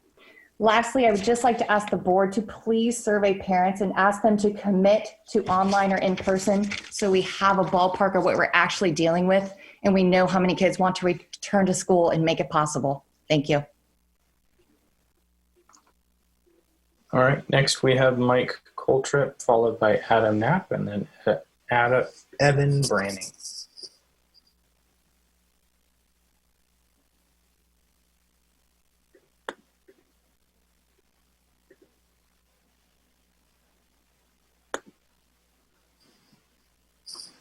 Hello, thank you. So we have a sophomore and a senior at Amador Valley High School. And my senior recorded a message, but it's 2 minutes long, so we're not going to play that tonight. And I'm not going to repeat what everyone so eloquently stated, that we need to get our secondary students and all students back in person as soon as possible. And really what I'm looking for here is visibility.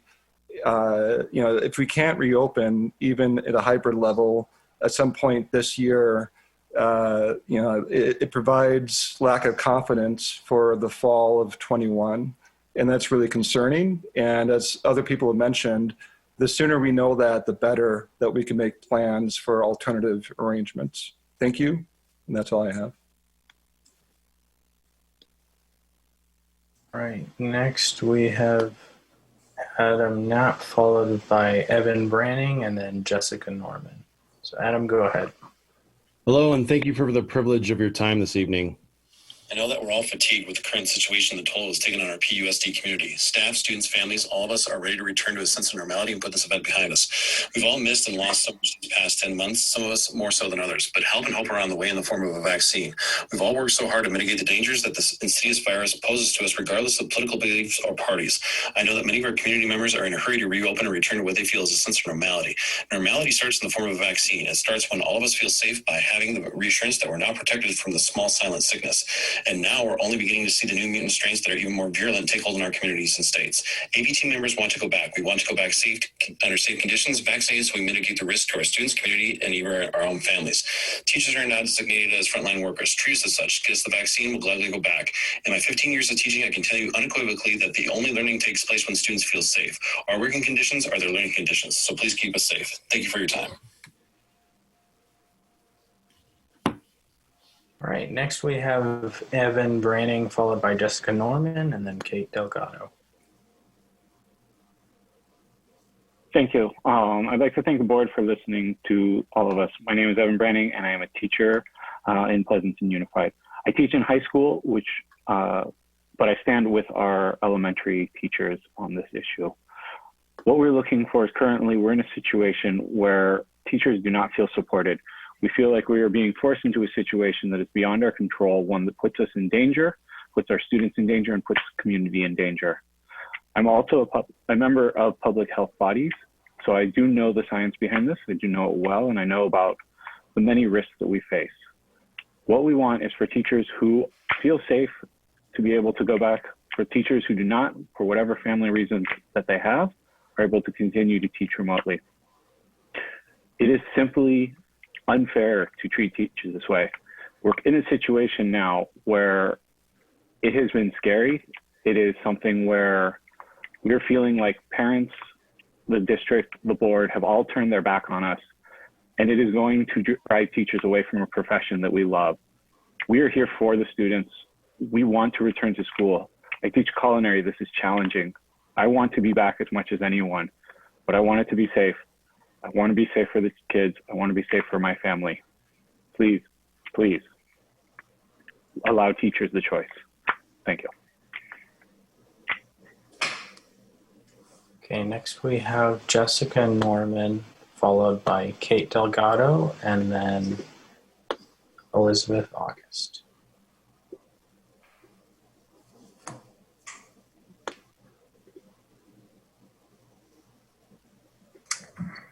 Hello, I am a parent, and I am very disappointed that the district would give up on our 6th through 12th graders for the entire year. Students are isolated, struggling to learn on Zoom, not able to engage with peers and teachers, and receiving more failing grades than ever. We are counting on the district to stand up for students, and in the absence of that, parents will speak out as much as we can. These are our kids who are losing a year or more of learning and socialization, and it is harming their growth and health. We have heard this from medical experts. The CDC, UCSF, and other trusted science-based professionals are telling us that it is safer for kids to be in school. COVID is not going away, not next year or thereafter. We cannot keep kicking this down the road. We need to learn to live with it. Remote learning is not living with it. It is pushing off solutions while kids suffer. Schools will never have zero risk, but we can open schools more safely than most situations. And it is worth that small risk to make sure our kids are learning and growing instead of stagnating and suffering at home. We could have reopened when cases were at their lowest, but the district delayed and it's nearly February. We are not rushing. We have waited almost a year now. We have heard the district's preparations to make schools safe for all. The district is following ACPHT scientific guidance. They are not implementing measures that are unsafe or putting people at risk. Please open K through 5th in February as soon as we can.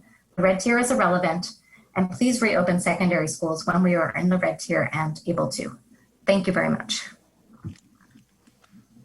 Okay, next we have Kate Delgado, followed by Elizabeth August, and then Jeff Branchard.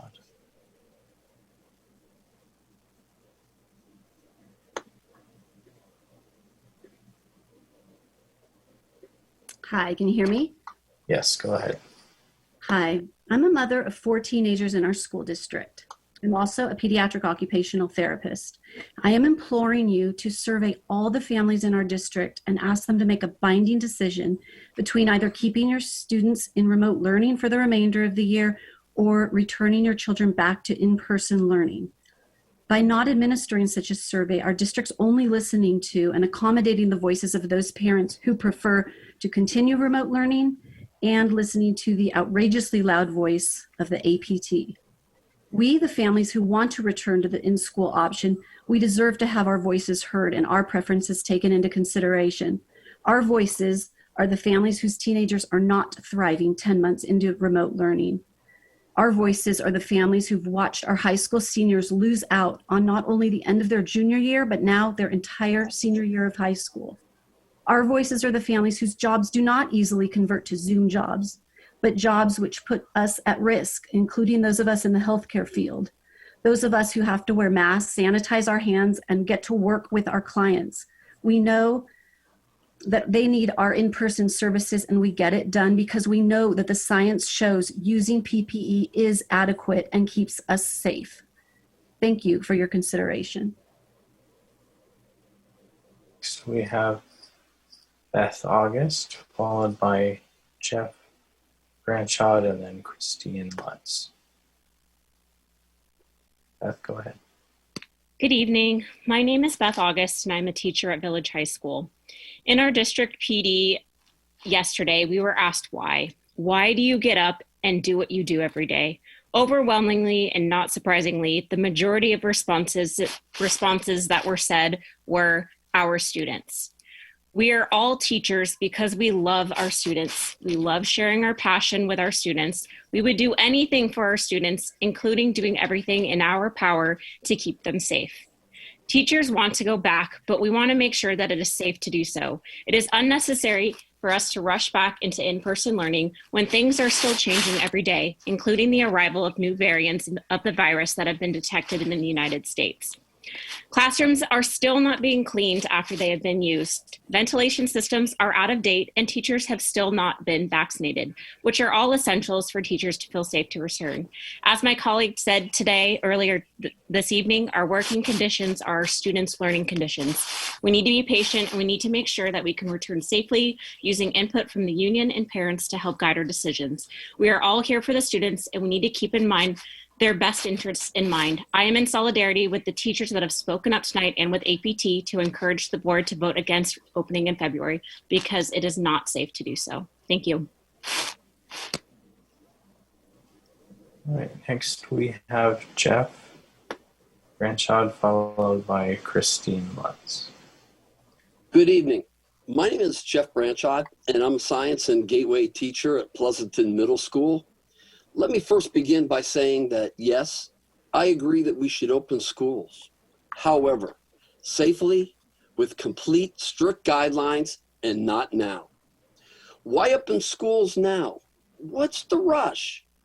Let's not open schools until we're completely ready at every site in this district.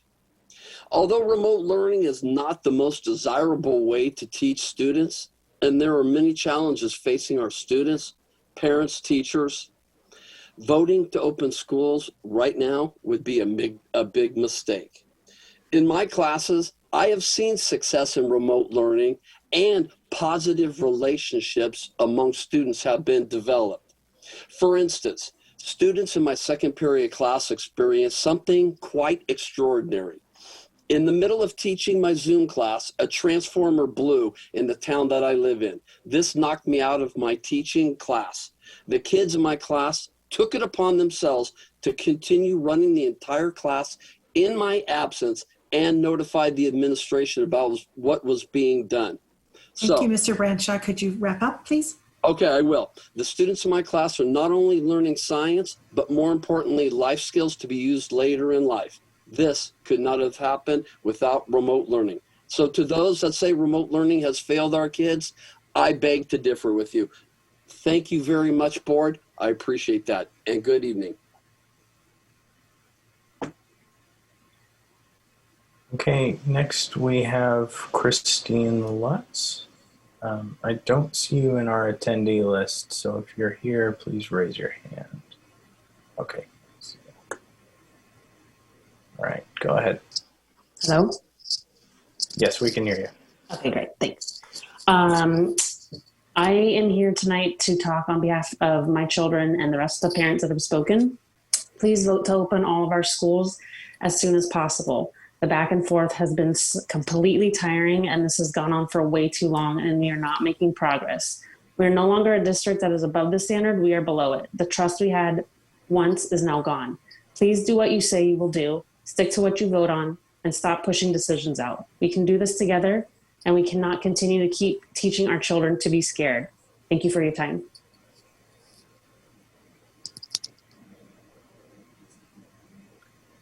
Okay, and just circling back, while I don't see them in our attendee list, I just wanted to make sure that Nate Sullivan, Anupriya Goel, or Scott Buser was not in waiting to speak. Otherwise, that concludes our comments. We did have some late come in, but I just wanted to clarify, we do close our public comment period when we begin accepting public comments. Thank you, everyone. I know it was a switch on you to go from 2 to 1 minutes, and I really appreciate it. It's really hard for us to deliberate and make good decisions when it runs really, really late, but we definitely want to hear from you, and we do get your emails for sure. Board members, would you have some additional questions based on public comment or comments that you'd like to make to each of us, to each other? No questions. I have a quick question. Okay. So one of the questions brought up, and I think we heard it in the presentation earlier, was that the legislature.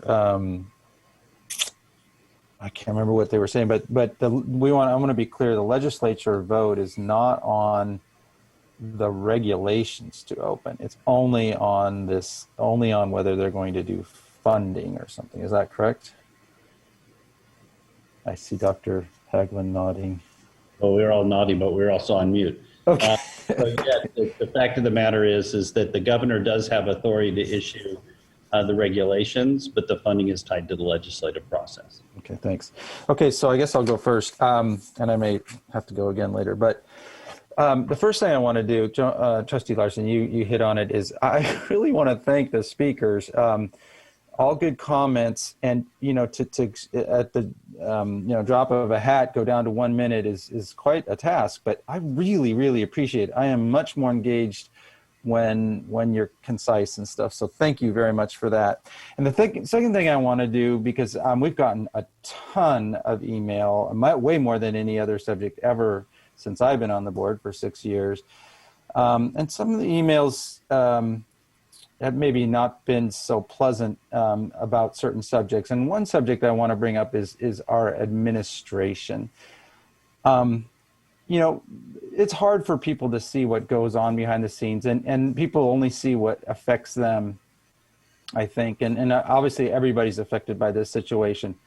But I could not be more proud of the job that our administration is. Every single person on here and the people that work for them have been busting their tails, upwards, downwards, sideways, backwards, trying to come up with the right answer, the best answer for all the constituents. And there are a lot of constituents involved in this. As we heard from today, we had our students talk and they were fantastic. We had parents talk and you guys were extremely articulate and civil, and that was fantastic. And our teachers as well, fantastic. So this administration team, I just could not be more proud of them. And really, I really want to thank you guys for that.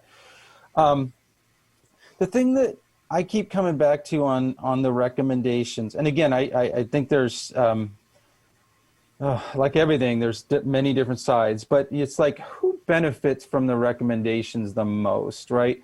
So, you know, where are the benefits? So to summarize, the recommendation is to have, you know, the elementary schools come back in full, to have the secondary schools come back in cohorts and that type of thing.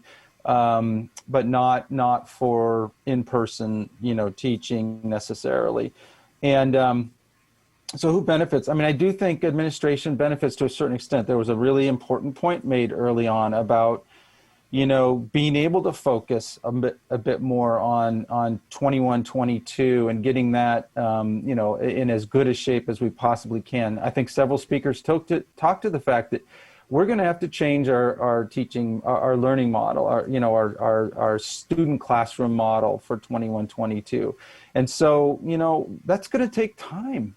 And one of the reasons that I think we didn't do that all the way last summer is we all thought that we were going to get into the place where we could go back to at least hybrid learning. And so, and I think most districts felt the same way. We all hoped that that was going to be the case, but it is going to take time, and it's going to take agreements from a lot of different parties to make that happen. So we're going to need that time. Clearly, I think what we heard today and what I got in my emails, I got, let's see, 287, 361 emails. And 170 of those were teachers who did not want to come back to the classroom. I shouldn't say not want to, who did not feel safe coming back to the classroom under the recommendations. There were 3 teachers who were in favor of doing that. So I'll let that sink in for a second. So, I mean, it is clear, and it has become more clear today, that teachers do not feel safe coming back. It is also clear we had 74 parent emails in favor and only 17 against coming back. And then we heard today the vast majority of the people who spoke want to come back. And so it is clear we have a distinct difference. You know, the parents who spoke want their kids to come in, but the vast majority, teachers, don't feel comfortable doing that. So what do? We in the board, we get to make this decision for everyone. So I just, you know, to me, I come back to who's benefiting. So if we hold off coming back, then, you know, I think the teachers benefit in that they have, you know, achieved the goal of remaining a distance learning until safety is reached. What's the definition of safety? We don't know. So everybody's definition is different. It also benefits the 21, 22 students. I mean, the students coming back next year, they could have a better program because we don't go back for secondary in full in-person teaching. So they could benefit. But here's the big question. Does it benefit our students today? Can any of us here say that not being in school right now is to the benefit of our students today? And I would defy, I think the data is very clear from a safety perspective. Nope. It's probably far more dangerous for them not to be in school than it is to be in school. I think the data pretty well shows that from a mental health perspective. So our students are not benefiting from this. So I really think that if we really do put our students first, we need to make sure we're addressing those things. So right now, the way I am sitting here today, I absolutely think we need to get our elementary school students back in class. I really want to get the secondary students back in learning. However, I do respect the recommendation for being consistent and coming up with a plan that is we can settle on now and go forward and not have to change back and forth and allow administration to work on 21, 22. So that does give me a little bit of pause there. And also I do like the idea of at least opening up the afternoon cohorts and bringing students in that way. So I'm open to that suggestion. I don't know what the rest of the board members feel on that one. My preference would be to be back in remote and in-person learning, but that's so, sorry for the long-winded answer there, but that's sort of my thinking at this point. Thanks. Who would like to go next? President Larson, if you don't mind, I may follow Trustee Miller's approach. I have one or two comments and may have to speak up after that. And Trustee Miller, it's very inspirational to follow up after your points. I really appreciate. I got some great advice today from a fellow trustee, Trustee Maher, about I can rest at night with any decision, keeping in mind that what we're doing this for, and it's for the students. So I have 3 children in the district. I'm not going to go on about that, but it's a heavy point to state that as a parent, I want my kids back in school. However, right now I have to speak on behalf of this trustee. And so I have a question because it's troublesome for me right now in terms of the fiduciary responsibility that we have as trustees. So my question is it possible to modify the current plan that's been brought to us and only focus on elementary in the plan? And it's a 2-part question. So if someone could answer that question first. I didn't understand what you were asking. My question is right now that it outlines proposals of how we're going to support our K-5, our elementary students and our secondary students. Could we only apply for the elementary category, K-5, for the plan that we're being asked to approve and take a look at tonight? It's the word apply that I'm not understanding. We're not applying for anything. Okay. So are you saying that can we apply it to our schools at that grade level? Or are you talking about making an application to the state? Yeah, the in-person instruction incentive grant is We're what we're not recommending that we apply for that. In fact, it's not even a thing yet officially. The things, so just for clarity, the things that have to be approved tonight or considered is the safety plan and the prevention program. Within that, it does list the actions but not dates that we would be planning to take. So based on the plan that's been presented with the ideas that the staff is recommending, should the board approve those or not, they'll change the wording in the safety plan to reflect that. But those two things, paragraph. Yeah, that one paragraph, we have to submit these documents, as part of as our plan. Those are the required components that that one slide showed. Okay, so I guess my question is, and referring to the slide deck that showed us the cost of the testing, and where it says that the cost for $340K for the testing of our students. And so there was some concern about the amount of cost that it's going to require for testing of our students if they're brought back in person. So I guess my question is, the timing of when we hypothetically propose to bring secondary back, does the cost of that testing change depending on what tier we propose to put them back?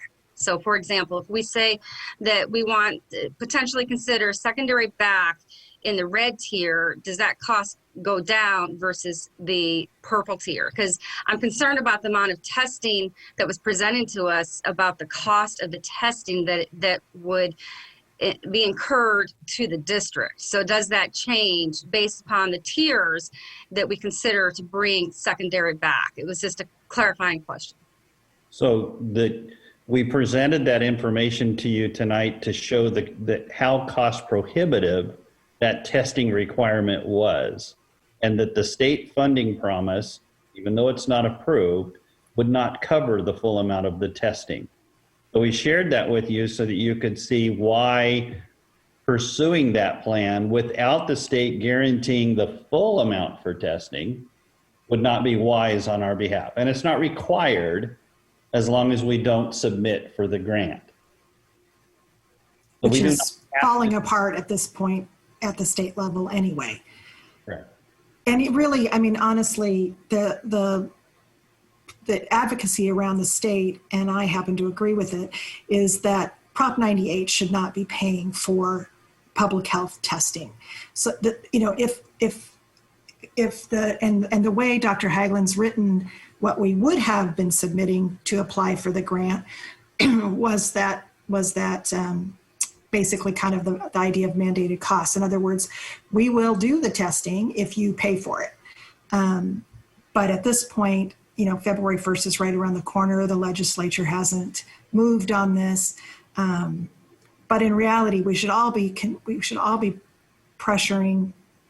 Testing is good, but it shouldn't come out of our Prop 98 dollars, which are intended for public education for K-14 students. So my follow-up question to that, and please forgive me because I know that new versions came out today and I had limited time to review it. So can I just get clarification based on the county's new guidelines that were updated today into the red tier? What is required at minimum for testing for secondary, so I can get a grasp on financially that cost factor, because that could impact, you know, my thought process in making a decision.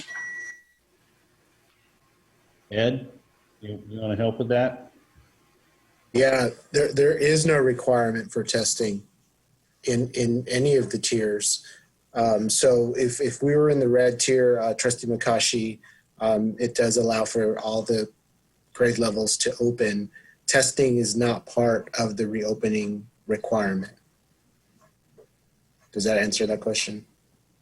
Okay, so bear with me. So I'm processing what you're telling me. So you're saying that based upon potentially, if we were to approve to have secondary come back in some sort of manner, whether it be subgroups or the entire general ed into the options 1 and option 2 that have been presented, that the concerns for cost of testing would not necessarily be a factor based upon the county guidelines and the red tier of cost factor. That is correct. Now, you can require it or have us look into how much that would cost and require it as part of our opening, but it's not required by the state or the county for school districts to open or for schools to open. Okay, so just one last comment. I would just say I completely agree with what Trustee Miller has said in terms of that we need to be proactive, planning for a master schedule for into the fall and redesign that. And so I'm concerned about the capacity of how that could impact for planning for the fall while also trying to handle potential opening for secondary. However, going back to one of my original questions prior to public comment, for example, if we did option 1 for access, would that be more manageable to support the entire general ed and also support master planning for the fall? Would that be more doable than option 2?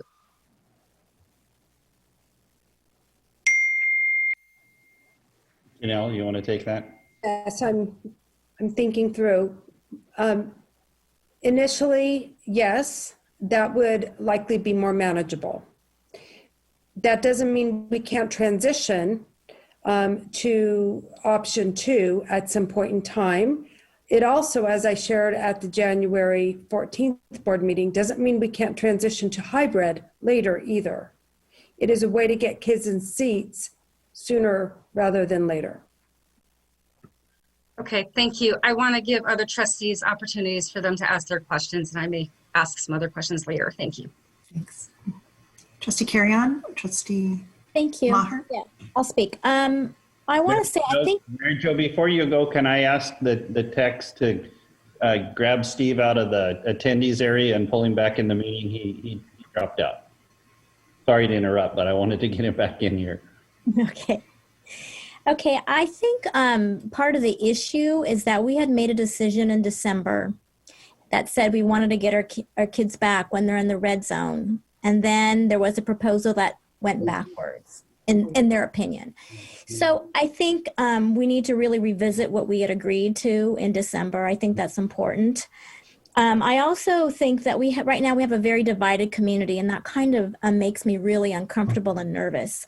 But I know that we are a community of character, and I know that we can work together to solve this problem. I really love the idea that HEART right now has a committee that is brainstorming ideas and solutions, and I would really like to see that expanded, because I know that our community is amazing, and if we work together, we could really, really, really solve some of these problems. I personally would love to see all of our teachers vaccinated, and I'm hopeful that if we push it back to the red zone, that they would all be vaccinated. Again, I think we also need to brainstorm ideas for social events for our middle school and high schoolers. I think the main problem is they're social. And if we could have activities for outside socialization, academic support, extracurricular, even everybody sitting outside and talking, if we can have teachers maybe volunteer for that, maybe get paid for that. I don't know. I'm just thinking that if we brainstorm solutions, that would be great. I'm also a little bit concerned about the poll from teachers saying that 80% of them don't want to come back until they're vaccinated. So I really think we need to be working with our teacher group. I don't know. Again, I think our teachers are fabulous, and I want to do what we can to support them. And then I also have heard parents' point of view. They really want their kids back in school. I can see both sides. And again, I think we could work together to solve it. And one other idea I heard today that I thought was great is they were talking about the possibility of having a block schedule next year for middle school and high school. And I think that idea needs to be hashed out and talked about this year, because I think that would solve some of the mitigation problems. So again, there's a lot of issues that we need to work out, but I really feel like if we can get some more working together, that I think we can do that. So Trustee Karen, you referenced a poll where 80% of the teachers have felt one way. Have you seen that poll?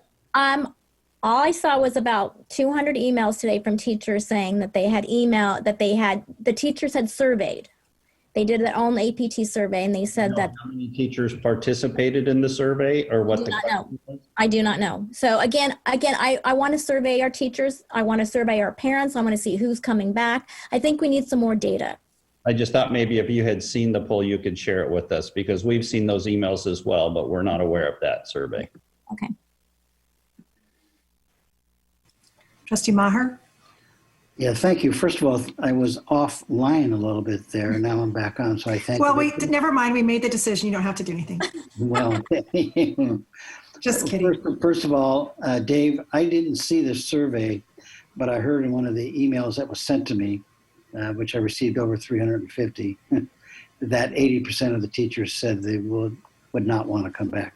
Yeah, but is that 80% of 100 teachers, or is it? I don't know. I don't know. That's kind of important. Telling you what I know. It's just that it was sent to me. Secondly, I think some of the angst or people being upset is that we have changed, and we've changed. Now we're looking to change again. And I know that the county changes, the state changes, federal government changes, but I'm in favor of keeping with the plan we had. Back in fall, everyone seemed to agree, okay, when we get the red, we'll start the process and start phasing in, opening up all the way through K-12. Even the teachers, I think, agreed and figured out the MOU and so forth. And then we couldn't because of the extreme COVID outbreak. I'm in favor, quite frankly, of going back to what we said we would do 2 weeks ago even, that once we get the red, 2 weeks, the elementary will open. After that, 3-5. After that, high school. And I'm in favor of that. I'm not going to vote for remote learning for the rest of the year for secondary. I'm just not going to do that. I have grandchildren that have been telling me that, oh my goodness, when are we going back? Another thing that no one has mentioned, if you bring back just students that have IEPs, 504s, I don't want them to be singled out. Oh, you're going to school because you have an IEP. You're going to school because you have a 504. I'm not going to school because I'm not. And I would hate to see that happen. I think our students that have problems or disabilities at times get teased, and I don't want that to happen. And I certainly don't want that to happen. So if you bring everyone back, then everyone is back. The other thing that I have done is I've looked at a lot of literature from doctors, nurses, UC, CF, San Francisco, I should say, Stanford. And if you follow proper procedures, you'll be okay. And so I don't know where we're at, but I will not vote for secondary students going extremely just remote. I just won't do that. So I really appreciate everybody's comments. I think we all,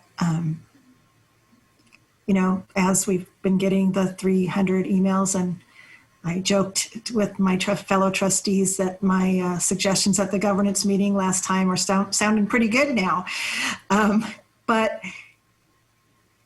And I get that people are afraid. Honestly, I really, really do.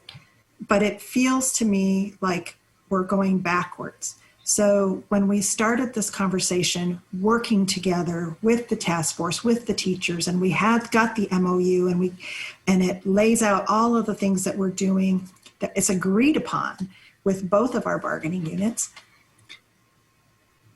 And people were comfortable with the reopening, but then suddenly the rhetoric has been changing. So we actually know more now. We have better data about transmission, about how our students and staff are affected, and whether or not it's safe to open school with the proper safety precautions, which we have implemented. We know more. We know that it's safe to do that.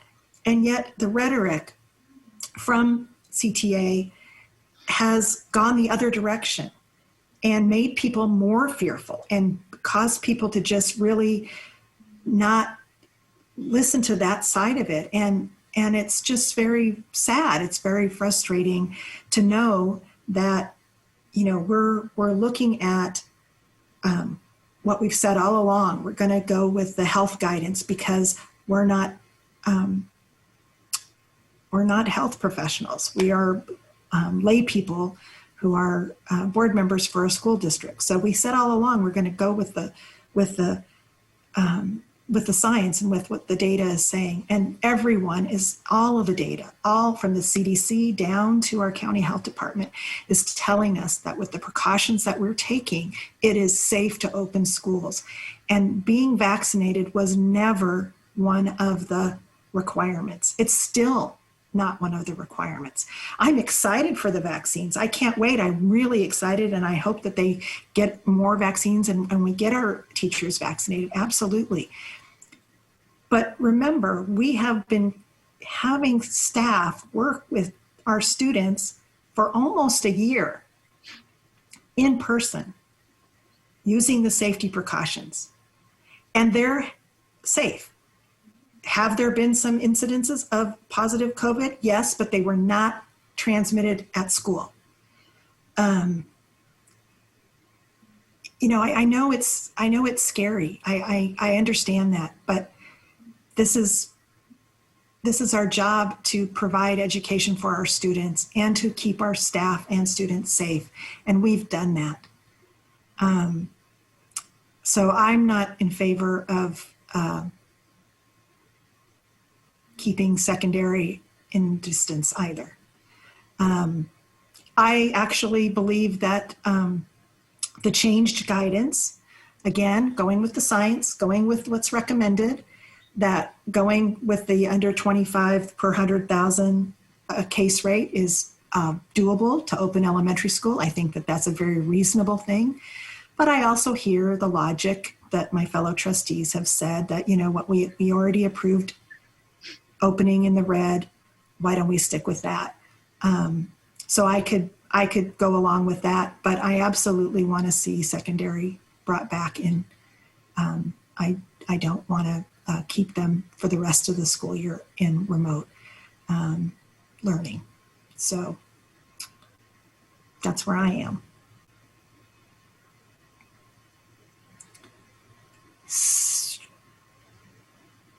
So does anyone want to jump in with a motion?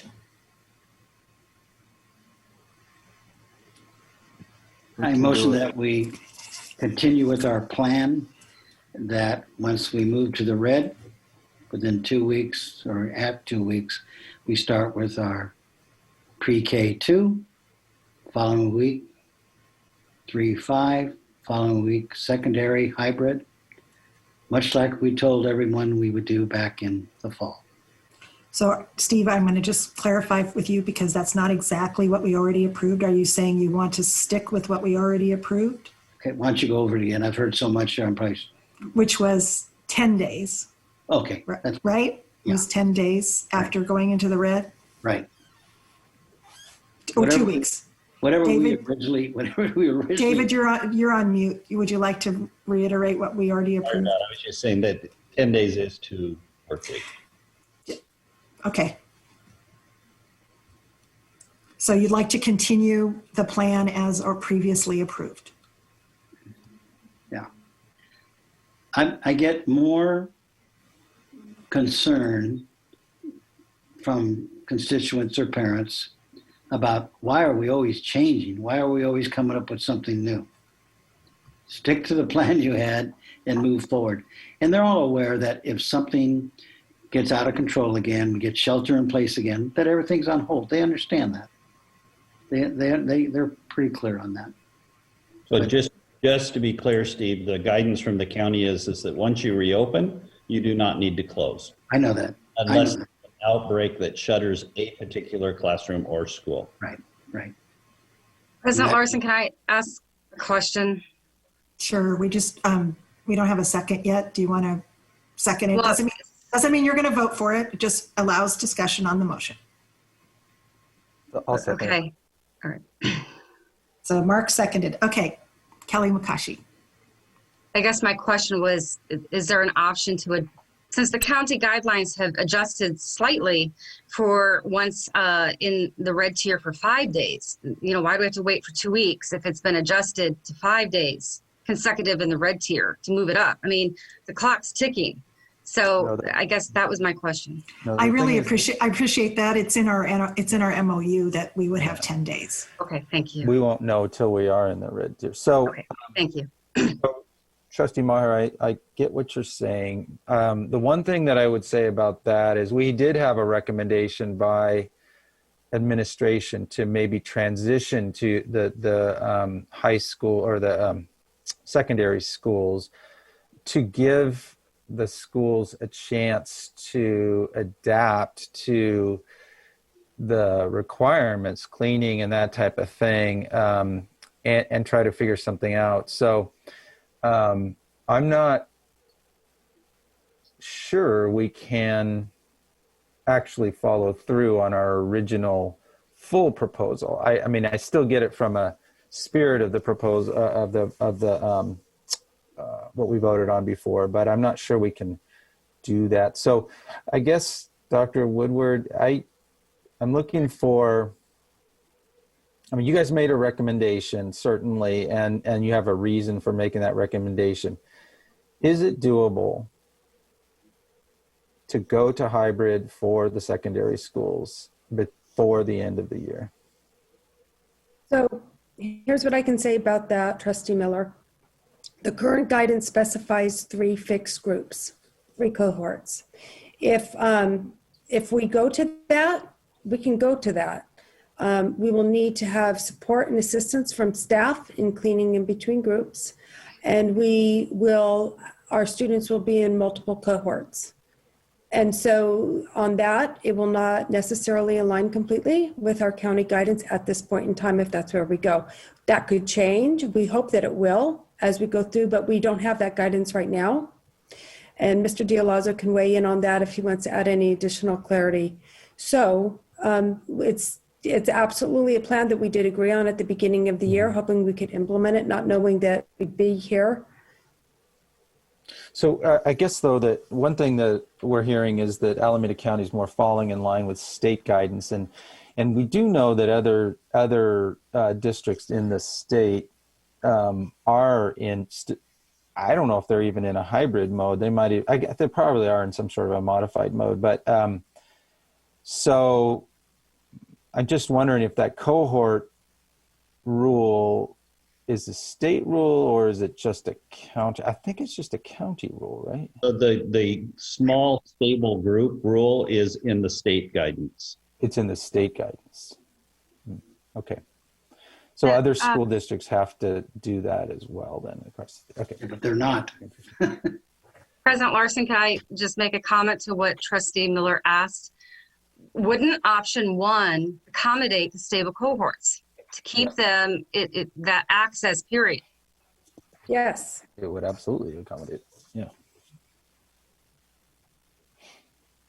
So that goes back to my original question. If we went to option 1 for all students for secondary at some point, is that doable while keeping in mind what administration has clearly presented to us about the dire need to not take away from planning for the fall, focusing on the quality instruction that we need to maintain and focus for instructional needs, and would that be more plausible than option 2?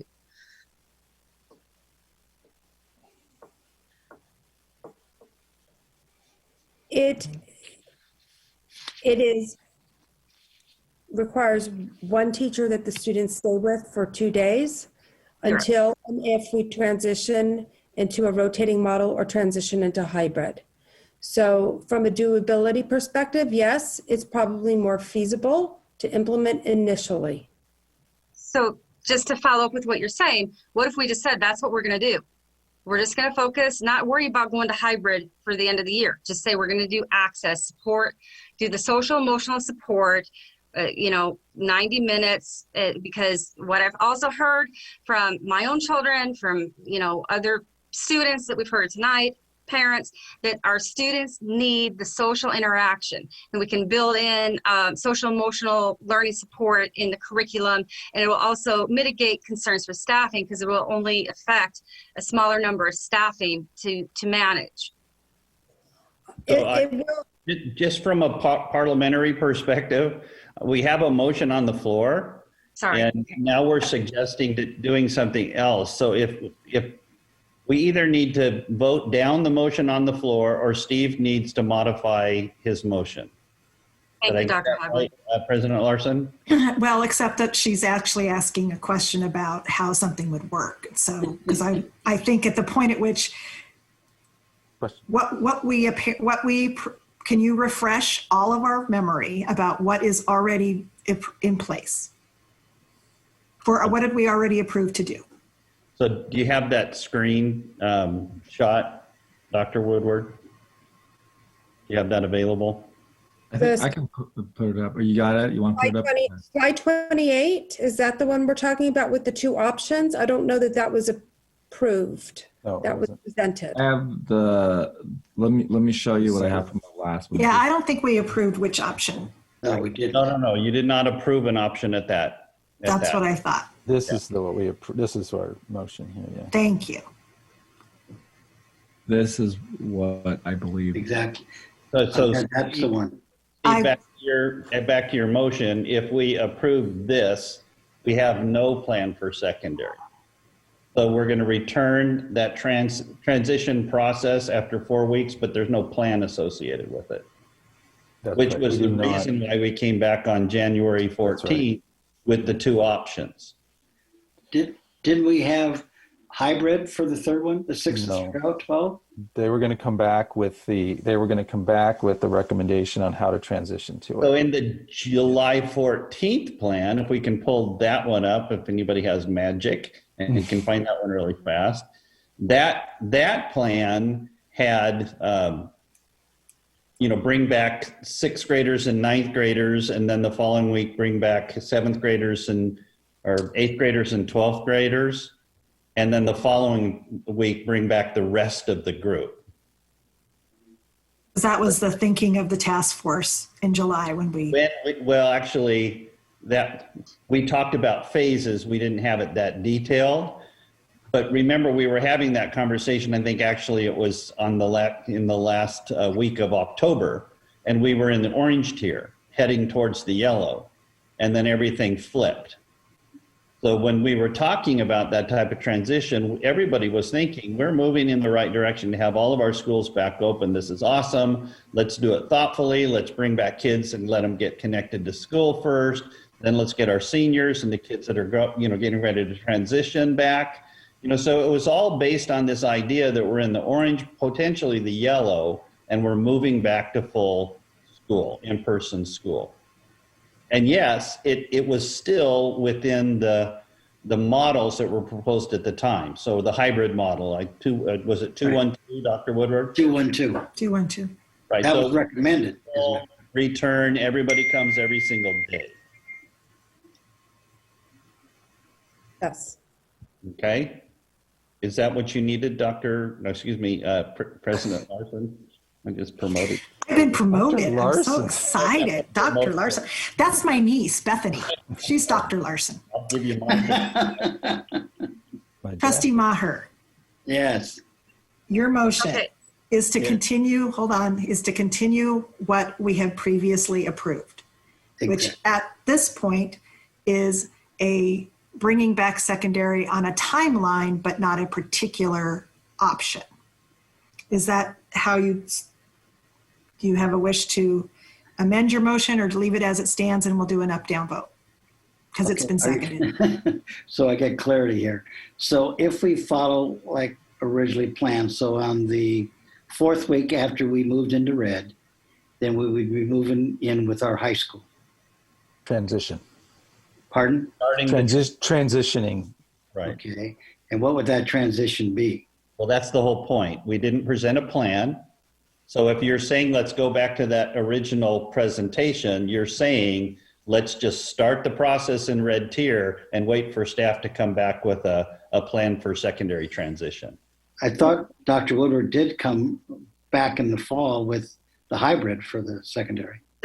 Option 1 and option 2, but Actually, if I could clarify, I'm looking at the slide deck now, so I'm happy to share it. But at the January 14th board meeting, we talked about a possible approach for staggering if we wanted to begin with the hybrid. Then we talked about the 2 different scenarios. So all 3 of those were presented at the January 14th meeting. thank you for that clarification, Dr. Wood. Do you want to show what you're talking about? I can certainly try to do that by sharing my screen. Let's see what happens here.